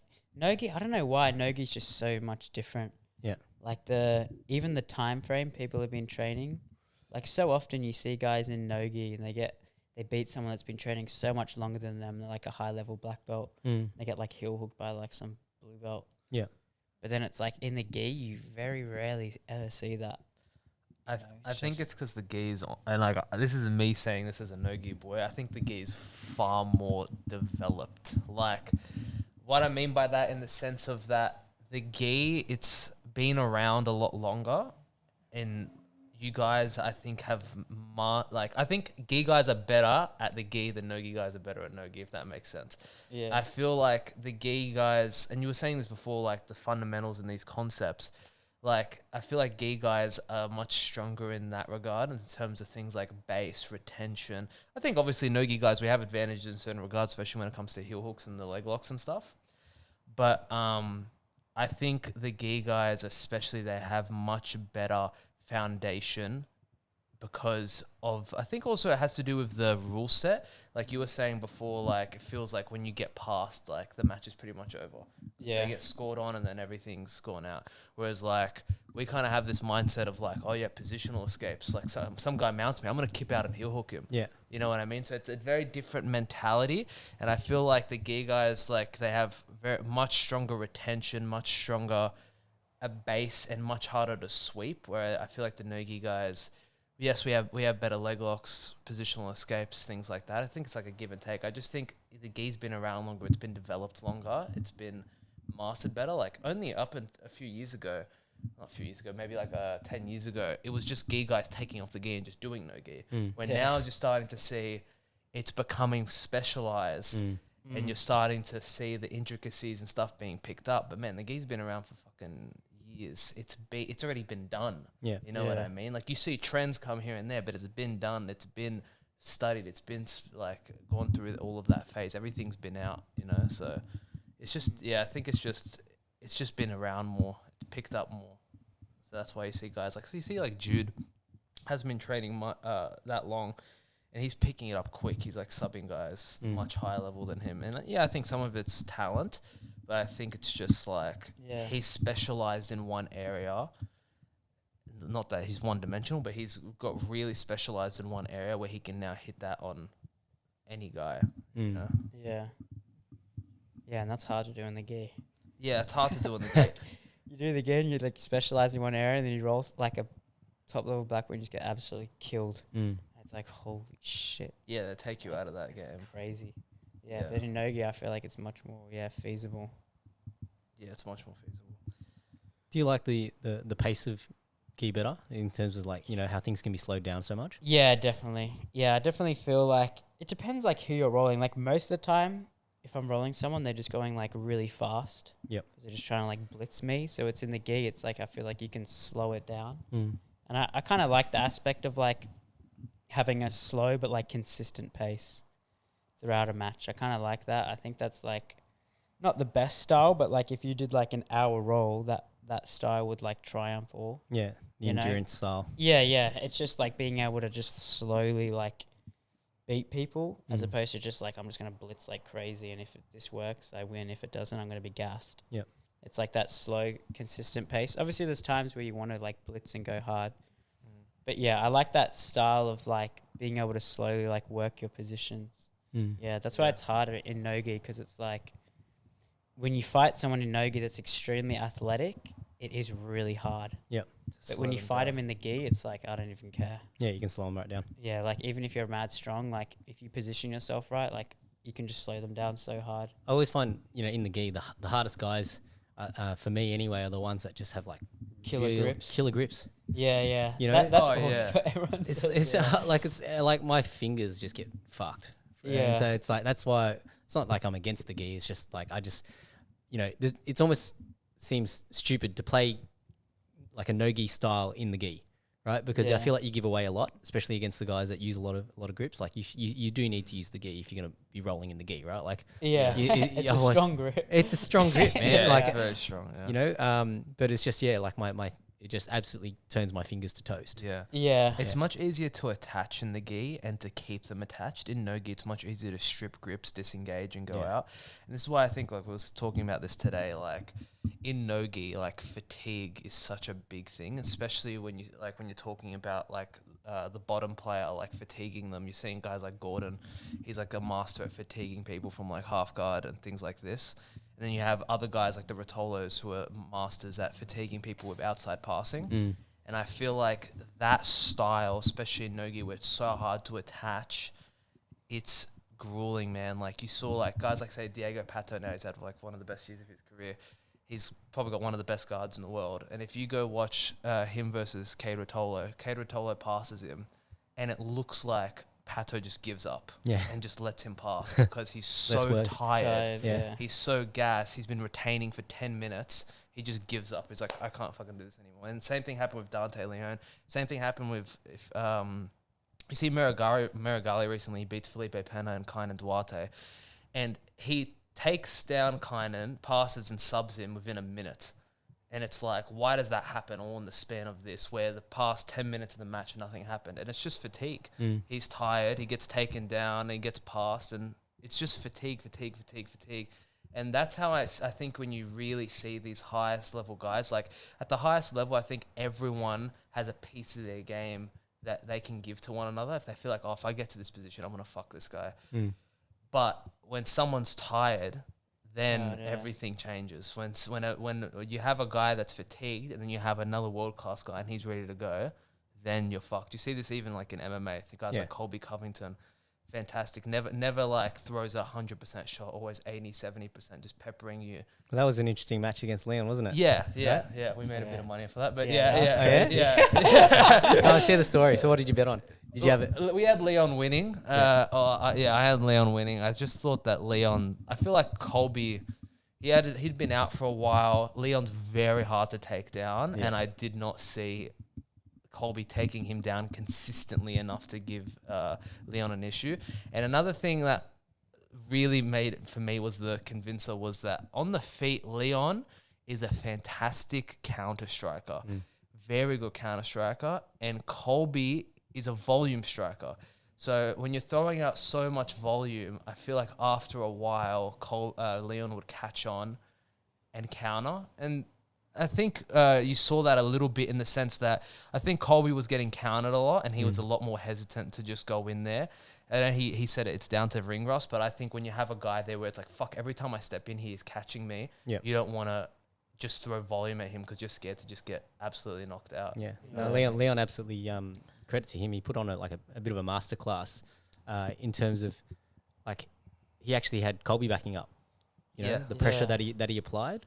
And, you didn't see the volume out of Colby as a result of it, right? Because when you're on the back foot, it's harder to string the volume together. Exactly. Right? And so I think he even said in his post-fight, he used technique to overcome, the cardio and the volume. Exactly. That Colby would bring to the table. Yeah, so I know. That's what I thought, because I was like, everyone was giving Colby shit because he was like, oh, like Leon won because Colby just didn't do anything. Yeah. But it's like, I feel like when you're at such a like good level at something, you just make the other guy look like an idiot. Yeah, exactly. Leon made him play his game. Yeah, like he was just like not throwing punches because there probably is that element of like fear. Yeah, of like, shit, this guy's a mad counter. Yeah, you don't feel like there's ever a time to enter. You don't ever feel and you see that in jiu-jitsu sometimes. Yeah, like rolling some guys' guards that are very dangerous. You don't feel like there's ever a time to enter without getting caught. Yeah, and then you don't commit. And then you don't commit to anything. And and then it starts to become a bit of a stall fest in that regard. But yeah, someone like Leon, he's just very good at making it feel like if you fucking come in here, I'm gonna catch you. Yeah. And it's about installing that fear, right? Like that's like, okay, if you want to shoot this takedown, let's have a look at my knee, or let's have a look at this right hand, or the uppercut, or whatever. Yeah. And then that throws people off, because like, okay, I need to find the timing, but they're not giving you anything to find the timing. Yeah. And I think even Colby said in the post fight, he was switching stances a lot, which freaked him out. Yeah. And also, I think even before the fight, he kind of knew like he wanted it to be a bit of a brawl, and that's you see him making the comment about his father and stuff, trying to get in his head. And I feel like that's honestly why I think he wanted a fast-paced brawl, get him fatigued, and then work his wrestling game. I think he even knew like taking him down when he's fresh is going to be difficult. Yeah. But it didn't even look like Leon got out of third gear. Like it didn't even look like he got that fatigued and tired. He kind of just picked him apart for 5 rounds. Yeah. He even tried to take him down. You know what I mean? Which showed like the confidence that he had. Kind of going. He took him down. Yeah, he took him down. So the I have to talk about this because I think it's a pretty interesting thing. The ninja choke, we're seeing that everywhere in MMA at the moment. I saw Percy. Craig. So Percy. So shout out to Percy No Mercy. Yeah. I think he's currently in Kenya overseas at the moment, visiting the homeland. But you know, he's got quite a few finishes. One that's obviously gone viral. But you know, he's mastered the ninja choke. There's been a few ninja choke finishes that we've seen in MMA lately. Yeah, and Leon against Colby. Leon against Colby, like fuck the way that Colby that gator roll that he did. He just spun out. He just spun out of there like it was like fuck. That could have gone really badly. Like you know, your neck could have just snapped. That's I think the one weakness of that choke is it's you get a lot of pressure, a lot of quickly because you're covering all the arteries, but there's nothing controlling them. Really moving. Right. So if they can still spin and rotate out very easily. But that's why he's doing it. Because he's like, you have to rotate out and then you have to give up on it. You can't have the takedown, right? Yeah, so that's like the perfect counter wrestling sort of choke. Because it was a standard guillotine, like they can still take you down. And pass. You get double legged, right? Yeah, that happened in the Khabib-Dustin fight. Like when you do the conventional like arm and guillotine, if it doesn't work, now you're on bottom. Yeah. Now you're fucked, bro. So it's like, but with that choke, you can just send it from standing. And then if they defend, okay, I'm still up. I think the ninja choke, it's kind of more of like an RN, a rear naked type grip, like a figure four grip. Where you see guys like Marcelo Garcia using like high, and then you see guys like I think Gordon's used this in a couple of DDS guys where it's like they keep the high wrist position. High wrist, but then they go to the elbow. I think it's like high elbow guillotine or whatever they call it. And that kind of gives you the best of both worlds. Yeah. So, it's very interesting. I think for MMA, that choke makes a lot of sense because you're right. They have to react. It's very powerful and it's very fast if you don't do anything. And like you saw Percy like choke that guy unconscious very fast. If you don't move, they're going to fucking strangle you. And MMA guys, like they don't want to be on bottom. No. So their first thing is like, oh, how do I stay standing and get out of this choke? Not fucking let me spin and get out of here and risk being on bottom. Whereas I think Colby was kind of just like, let me get the fuck out of here. I'm not getting strangled. Yeah. Yeah. It was like when he spun, it was like, oh shit. Like fuck, his neck. It's dangerous, right? Like that's a dangerous move to do, but like you know, desperation move, right? He didn't even half-ass it. He did the full roll. Yeah, he did a full fucking roll. Like I'm getting the fuck out of this thing. I know his grappling was unreal in that match, Leon. I didn't pick him as like a really high level grappler. Hard to take down. It's defensive wrestling. Like at the end of the day, like it's just good setups and you know. This is where the cage becomes a big factor, right? Because against the cage, like there's certain things that you can do to stall the momentum of the other person. Yeah. Right? And that's all he needed to do. He just couldn't afford to don't let Colby lock his hands. Yeah. Don't let Colby get low. Yeah. Right? So, pummel your underhooks in or use your whizzer to hold him up. Yeah. Whatever you need, and then just create space and frame. Like at the end of the day, like the guy that if you don't secure the takedown, the person that's chasing the takedown, the offensive guy, ends up the more tired one. 100%. Right? Yeah, Craig did a video recently breaking down the... Yeah, I watched it. He was shooting triangles, bro. Yeah. He had him in a triangle at one point. I was like... and he lost it. And he went... Like, he kind of was threatening an armbar at one point, Like, he could have subbed him at one point in that match. Yeah, we would have lost our parlay if that happened. We would have. Okay, you degenerates. How much did you make? I need to know. Oh, we actually Finney, I think, made like $300. Yeah, I remember it was like, we did like this bonus bet thing where you can just like put $100 in and they give you $100. Yeah. It's like, oh, screw it, bro. We'll just put it in. Have a bit of fun, free money, bro. And then we see like, we made this on one app. We made all these proper bets. Yeah. Like being serious, like, bro, this is like, this is going to happen.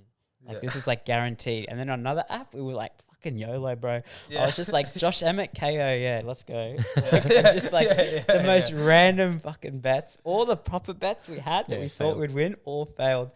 I remember we were trying to find a place to watch it. And we were like, the Josh Emmett fight was about to start. And we were like, shit, we got to get there, bro. We're walking, as we're driving there, we're like joking, like, imagine we walk in and the guy's just on the floor, just knocked out. Because we're going to miss it. Word for word, we walk in and he's just on the floor, knocked out. And we're like, what the fuck? Yeah, we walked in like, what the fuck? Everyone's looking at us like we're crazy. Yeah. But like, we literally were in the car like a minute ago being like, bro, imagine we walked in, he just flatlined out. And that, we got like $200 from that. Yeah, that was a crazy day. Yeah, but that was a great bit of fight too. We made a bit of money on that. I know, that was like my first time ever putting bets on. Yeah. Sport bets on anything. Don't get suckered into it. Yeah, I got... MMA is a cruel mistress, right? I was like, holy crap, this is easy, bro. Yeah. Yeah, this is free money. I was like, bro, what the hell? This is easy, guys. The problem is like when you win, the wins are small, but when you lose big. Big, yeah. Yeah, that was the problem that I always found. Like, I could, maybe get, a positive percentage, like more than 50% in terms of picks, but then it's like the one, like, over the series, right? Like when you lose on the big ones that you think, because you put more on the ones that you think are a sure thing. Yeah. Exactly. And then they always fuck you up. Yeah. Yeah, exactly. Yeah, I kind of gamble here and now on the UFC just because it's so exciting. Like I was saying, Finn, like this before, like it makes even boring fights exciting. Yeah. Like I bet sometimes I bet on like the like for a fight to go into round 2 or whatever. Yeah, yeah. And it's like going crazy. I'm like, boys, just wait. Just settle, like just 30 settle. fucking seconds. Yeah, yeah. Or like Don't they're, finish him yet. yeah, or like they're like we had like Shavkat and Stephen Stephen Thompson. Boyd to get into round 2. Yeah. And Oh. yeah, and they're on the fence just like grappling each other and we're like, yes. Yeah, they're like yes, stalling. yes. I'm like, this is yeah, good. perfect. This is good. Yeah, get to the second round. Perfect. Yeah. You know? So it kind of makes it that interesting. Obviously, like I don't go too hard, and I mainly just honestly bet with like whatever bonus bets they give me, and I just take out whatever money I have. But yeah, it's definitely exciting. It makes it exciting. I wish we could bet on jiu-jitsu. That would honestly be like, oh, fuck. I think then I'd become a degenerate gambler. Yeah, well, I'm sure at some point that'll probably come That'll in. happen. Yeah, Yeah. That- Dude, even The looking sport's at growing so much, right? Like it's just one of those things. That's the next thing that. 100%. I'm surprised you can't already bet like for ADCC and things like that. You can put. Surely you can, right? I think I never looked into I think Mo was telling me that in America there's like one betting app that does Yeah, it, there you go. and I'm like, fucking, there it is. But yeah, betting in America is crazy. Like just looking at their betting apps, like they have the weirdest like markets of all time. Yeah. Like Donald Trump to put the belt on Colby, and for them to like kiss a fan, and it's like, what the fuck? Yeah, are that's these ultimate odds? degenerate. Yeah, Yeah. Ultimate degenerate. I'm like, this is crazy. Like, you know what I mean? Like, this is so out of the... Here, we just have, like, KO sub. Pick one. Yeah. You know? Over there, it's like, you can pick the minute in the round that they're going to win. And it's like, Jesus Christ, people must go fucking insane. Yeah. And then you win, like, you'll pick something like that and you win, you're like, I'm a fucking guru. Like, look at this shit. This is I reckon, incredible. and this is not advice for anyone, and I don't condone this behavior, but like the local MMA scene, there's a few of the promotions that you can do like Palmer Bet or Ned's Bet, one of those ones. Yeah. And especially if you know who some of the fighters are. Oh, there's- yeah, of course. There's money to be made there. Guaranteed. Funnily enough, though, when Sean Strickland was here, Yeah. a couple of the boys had gotten to go train with him, Yeah. right? Yeah.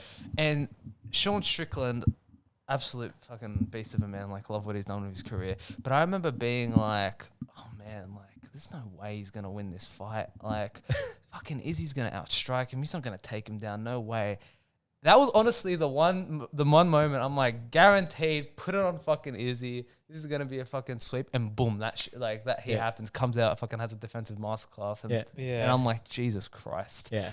like you can never be sure in MMA. Yeah. Like it's such a sporadic sport. Well, it's the same. Like, yeah, I think when Leon first beat Kamaru, right? Like people were thinking the same thing. Oh, it's just a one-off, Yeah, But just then a you look at one-off. how much he improved in that second fight. Like he made Yeah. an absolute jump when he moved to that second fight. And so Yeah. you see that all the time. I think sometimes it's just like when you get to that upper echelon, that the belief that you can do things is something that takes you to that little bit extra, gives you that little bit extra in terms of like Yeah. your competitive advantage. Yeah. And then, like unfortunately, it also becomes a two-way problem because the longer you stay at the top, the more that pressure builds. Yeah. And it's like, shit, is it going to be this fight that I lose it? Is it going to be this fight that I lose it? And you start to like GSP got in his own head a lot about that. Like Yeah, this, John Jones as well. yeah, like this pressure to always be perfect. Yeah. Yeah. I think it's hard when you're the champion for that long as well because people are like coming for you. Yeah. They're studying everyone's you, studying they're watching you. Yeah. When you're at the top, you're not really studying some guy that's Yeah. coming up through the ranks. Like Yeah. you're worrying about other stuff. So it's like, Yeah. yeah, it's hard when someone's like, I feel like it's definitely a mental gain when you're trying to like achieve something rather than when you're trying to hold it. Yeah. Yeah. Yeah. But I think so. I gotta this. You go first, Freddie, because my question's gonna divert us a little bit. Yeah, I was just saying, like, I feel like there's also, whilst that's true, people are watching you and stuff, and you see this in jiu-jitsu and in MMA, someone like, say, like Khabib, for example, it's like, are we even recording anymore? Oh shit! I just noticed that, sorry. That's all right. I'll hit that again. I don't know what happened there. Uh, That's weird. yeah, someone like Khabib, for example, it's like especially now, like he's retired and Islam's come into his time and so on and so forth. You see, like people still can't figure out this Dagestani style of wrestling. Yeah. It's been around for ages. People had time to watch Khabib, Islam, and these guys are still dominating. You see it even in jiu-jitsu, guys like Rafa Mendes or like even say Mikey. It's like, you know what he's gonna do. He's gonna fucking bolo and take it back, and he can do it every match. Does not matter because, or like Roger Gracie, it's like he just enforces his game. It's such a simple game. But he's just going to mount you and fucking collar choke you. And there's nothing you can do about it. He's going to do it every single time. You know, and that's like, I think when you get to a point of mastery in a certain position or a certain art like that, it doesn't matter. You would just enforce that on people, you know what I mean? Yeah. But yeah, it must be hard, like having people like come for you in that regard when you're a champion. Yeah, absolutely. I want to switch gears a bit because I'm a little bit curious about this. So, you know, Freddie, because you love the sport so much, but I'm just curious about like, when it comes to you thinking more holistically about life, like what's your end goal with it? Oh man, that's a great question, and one that I really want to hear this. One that I'm still sort of answering, but so in my life, I've been quite fortunate in the sense that my family's decently wealthy. I've done well for myself when I was younger. I like saved up a lot of money flipping sneakers and stuff like that. So I'd made a decent amount of money at that age to kind of save up, and I kind of am lucky now that I have the freedom to kind of do what I want. And jiu-jitsu is just something where it's like I really have a passion for it. I really like enjoy it, like something like I haven't enjoyed in a long time. Like when I was younger, I was into drugs and all this sort of shit, and that was kind of my outlet, and I kind of never had anything else that I really enjoyed until this, and now I've kind of like shifted gears into jiu-jitsu. I feel like in terms of like a goal, honestly, my goal number one is just to master whatever this thing is, to master this sport. I want to be able to roll with anyone in the world and give them a go. I want anyone to be able to ask me a question about it and I have the answer. I want anyone... it's a skill that I want to master in my life. You know what I mean? And in terms of like Finn's obviously trying to get me to compete more and stuff. And that's something that I don't know yet if I want to, like, I want to compete more 100%. I'm going to, but in the sense of being a competitor, that's something I'm still making my mind up about. I think after this year, I'll have my answer because I'm going to compete more this year. And then in terms of like teaching and stuff, it's always something where I just feel like I just want jiu-jitsu to be a part of my life and to where that I can say in 10 years, teach a couple classes a week and, you know, train the rest. And then I have another job or outlet that I'm doing. But yeah, I've kind of found ways of living my life to where I can fund it through not necessarily having your traditional 9 to 5, but I still do my sneaker stuff, which Finn helps me out with. And then I also... So hang on, you got to tell us more about this sneakers thing while we're... Yeah, so I basically flip sneakers. I got into it when I was younger. It's basically like buying and reselling shoes. Yeah. It's specifically like Jordans, some designer sneakers here and there, Nikes, things like this. I was really into basketball when I was younger, and I got really into shoes, and then I kind of learnt that market and things like that. And then after that, I kind of had a good idea of like what shoes are popular, not popular, going for a lot, not going for a lot. And then I kind of realized, I remember one year I'd gone to a Foot Locker and they had a release for the Jordan 4 Breads, which is like quite a good colorway. I was in, I forgot what year it was. And then I'd gone in and I bought 3 pairs. I bought 1 pair for myself, 1 pair as a backup, and just 1 pair to have because I thought the shoes were fucking that cool, right? Wait. So then when it comes to sizing, what do you just buy the same size that you wear, or do you buy sizes that you think are popular? So the most common size is not the most common size, but the best size to buy in terms of selling is 10.5. 10.5 is the size where it's kind of like you're in between a great range, and you can literally like look up, like if you look up at like on StockX, things like this, if you look up sneaker sizing, you'll always see 10.5 is the one that's typically going for the most, and it's because a lot of people want it, and also half size they don't make as much as the 10 or the 9 10 or the 9 or the 11. Yeah. So it's kind of the perfect thing for in terms of selling. But at the time, I had just bought 10s for these Jordan 4s, and then one day I had like worn one of them, and then the other one I was gonna wear And then it was like a year later, and I looked up like, how much are these fucking shoes worth? And like $800. I'm like, holy shit, I bought them for $250. And then I remember thinking like, if I'm making profit right now, that much profit right now, off of just blind luck, just buying them and looking them up, there's a system here. There's something going on. And then I kind of got into more, and there's a bunch of YouTubers that I watch that are kind of into it. And then I just kind of realized that this is a very easy thing, and like I've kind of showed Finn this system and like how it works, and it's pretty straightforward. It just, you kind of have to know like what's popular, what's releasing, when are the colorways releasing. You would be surprised how many sneakers are releasing. Wow. There's 4 sneakers that are releasing today, I can guarantee you. Like every single day there's something new releasing, so it's just kind of knowing what's in demand, getting those in when they come out for retail. Because like typically when they release, they don't stay around for long. You might have like a couple hours to a couple minutes to a couple days to buy them. Really? Yeah, they sell out very fast, and then you'll get those. Are you buying them in Australia, like from Australian retailers? Yeah, we just go to like literally Foot Locker does most of the releases. Otherwise, you can do online raffles. Okay. They do that, and then you basically buy them. You have stock, and then you wait for the market to go up on them, and then you sell them. Sometimes it can take 6 months to a year. But the way it works is, say I buy a pair of shoes, I keep buying shoes, I build an inventory. Yeah. Within 6 months, now these shoes are ready to sell. Yeah. And now I'm buying more shoes, and then it becomes a chain. It becomes a system where you're constantly selling, and then you're buying something new, and you're selling, buying something new, selling, buying something new. So you've built up enough inventory to sustain yourself. I have a system. Yeah, a little system. And it's, it's just enough to get by, as well as like, the betting's going well. True degenerate.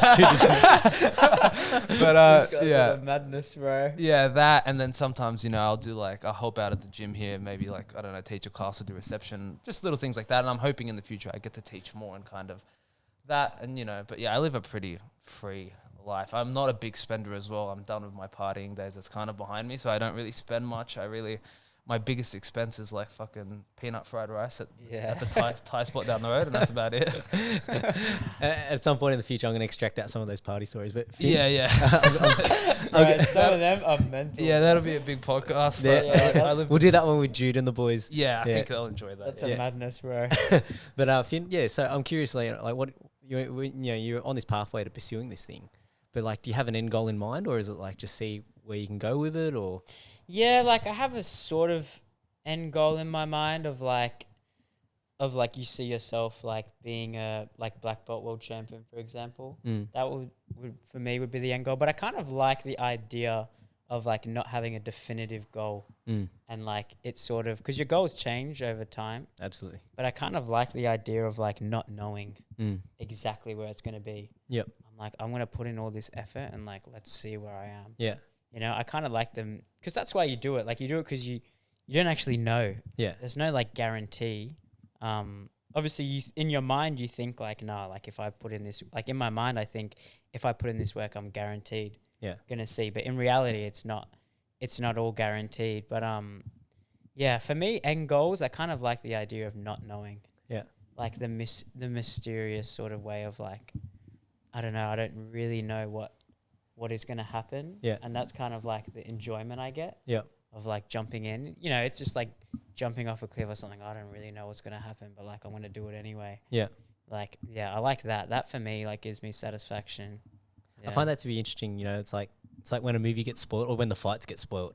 Like if you didn't get to watch it live, but there was something that you really want to watch. Yeah. It's like you got to stay off social media. You can't do anything, right? Yeah. You even nowadays you check a news site and you end up getting spoiled. So, but like, and it just doesn't feel the same as when you watch it live, and it's like you're watching this event unfold, right? And I think the same thing is like, when you zoom out from your life, it's kind of like that. Like we're here for maybe 100 years if we're lucky, and like we think that that's a very long time, but in the actual like mix of things, it's like a speck of sand. Not even a speck of sand. It's probably like a micron of sand. Yeah, in the time that the universe has been around. So it's like, I really like that idea of you just. Well, okay, I'm in two minds about it. I always think, it's not a matter of if, it's always a matter of when. Yeah. Right? So you do the actions that you need to do, and it's, the outcome is guaranteed. The outcome will be the outcome. Yeah. Right? And it's just a matter of when. Yeah. But, your actions have to be conducive to that, right? Like you can't go and be like, yeah, I'm going to train, 3 times a week and I'm going to be a world champ and I'm going to drink and party and, do all that sort of shit. And I'll just take lots of gear to make up for it. Like it's not going to work, right? So, but if your actions are actually aligned, with the goal, then it is pretty much a matter of time. Like I think, one of the things, especially like when we think about the UFC, right? Like it's the guy. So if you were to think about who would be the champions, you wouldn't have thought Leon Edwards would be a champion. You wouldn't have thought Sean Strickland would be a champion. Yeah. Right. But they've been in the sport long enough so that they've had an opportunity and they've managed to seize that opportunity. Kamaru, great athlete and everything else, but like, let's be real, like the guy's knees are he's got terrible knees and all these sorts of other issues. Yeah. So it's a matter of time when, you can no longer perform at that peak, right? And so, there has to be a changing of the guard at some point. It happened to Anderson Silva, it happened to all of these athletes. Tony Ferguson most recently, Yeah, right? So, being able to be relevant and being in the upper echelons, it's like if you can outlast the people around you in that top 5, so to speak, well, you get your shot. Yeah. Exactly. Right? Yeah. So, I think that's a pretty cool way to sort of wrap things up. Sponsors, have you got any sponsors you need to shout out, thank? Browse. Yep. Browse sponsors me. I'm like the laziest person ever with Browse. But they sponsor me. And that's it, Who's your sponsors, Freddie, bro? Freddie sponsors himself, man. So far, the sports books are sponsoring me right now. But if you are doing well with that sort of stuff, here's a business idea for you. You should be selling those tips. Facts. There you go. To be fair, all the betting I do, I literally take from someone that does do that. I just like watch their YouTube videos. I'm like, I'm just gonna fucking do what this guy says. That's a whole business in itself. But but you know what? There's probably another 20 other guys that are doing that and then selling it to their own little audience, and everybody can build their own little niche, and nobody has to know who you got it from. Facts. You're 100% on the money. Come on, that's what jiu-jitsu's become. I know. Yeah. That's true. Like, shout out to Bobby. Bobby's built like a whole brand out of teaching people's techniques. So true. That's so true. I mean, dude, I, in all honesty, I don't know one piece of jiu-jitsu I know that hasn't been fucking just vandalized from someone else. You know what I mean? Like watching someone's matches, and you fucking probably feel the same. It's like, how much of your game is Ari's game? Fucking hell. Yeah. It's a big portion of your game. You know what I mean? So, all right. Thanks, everyone. Au revoir. Thank you. Au revoir.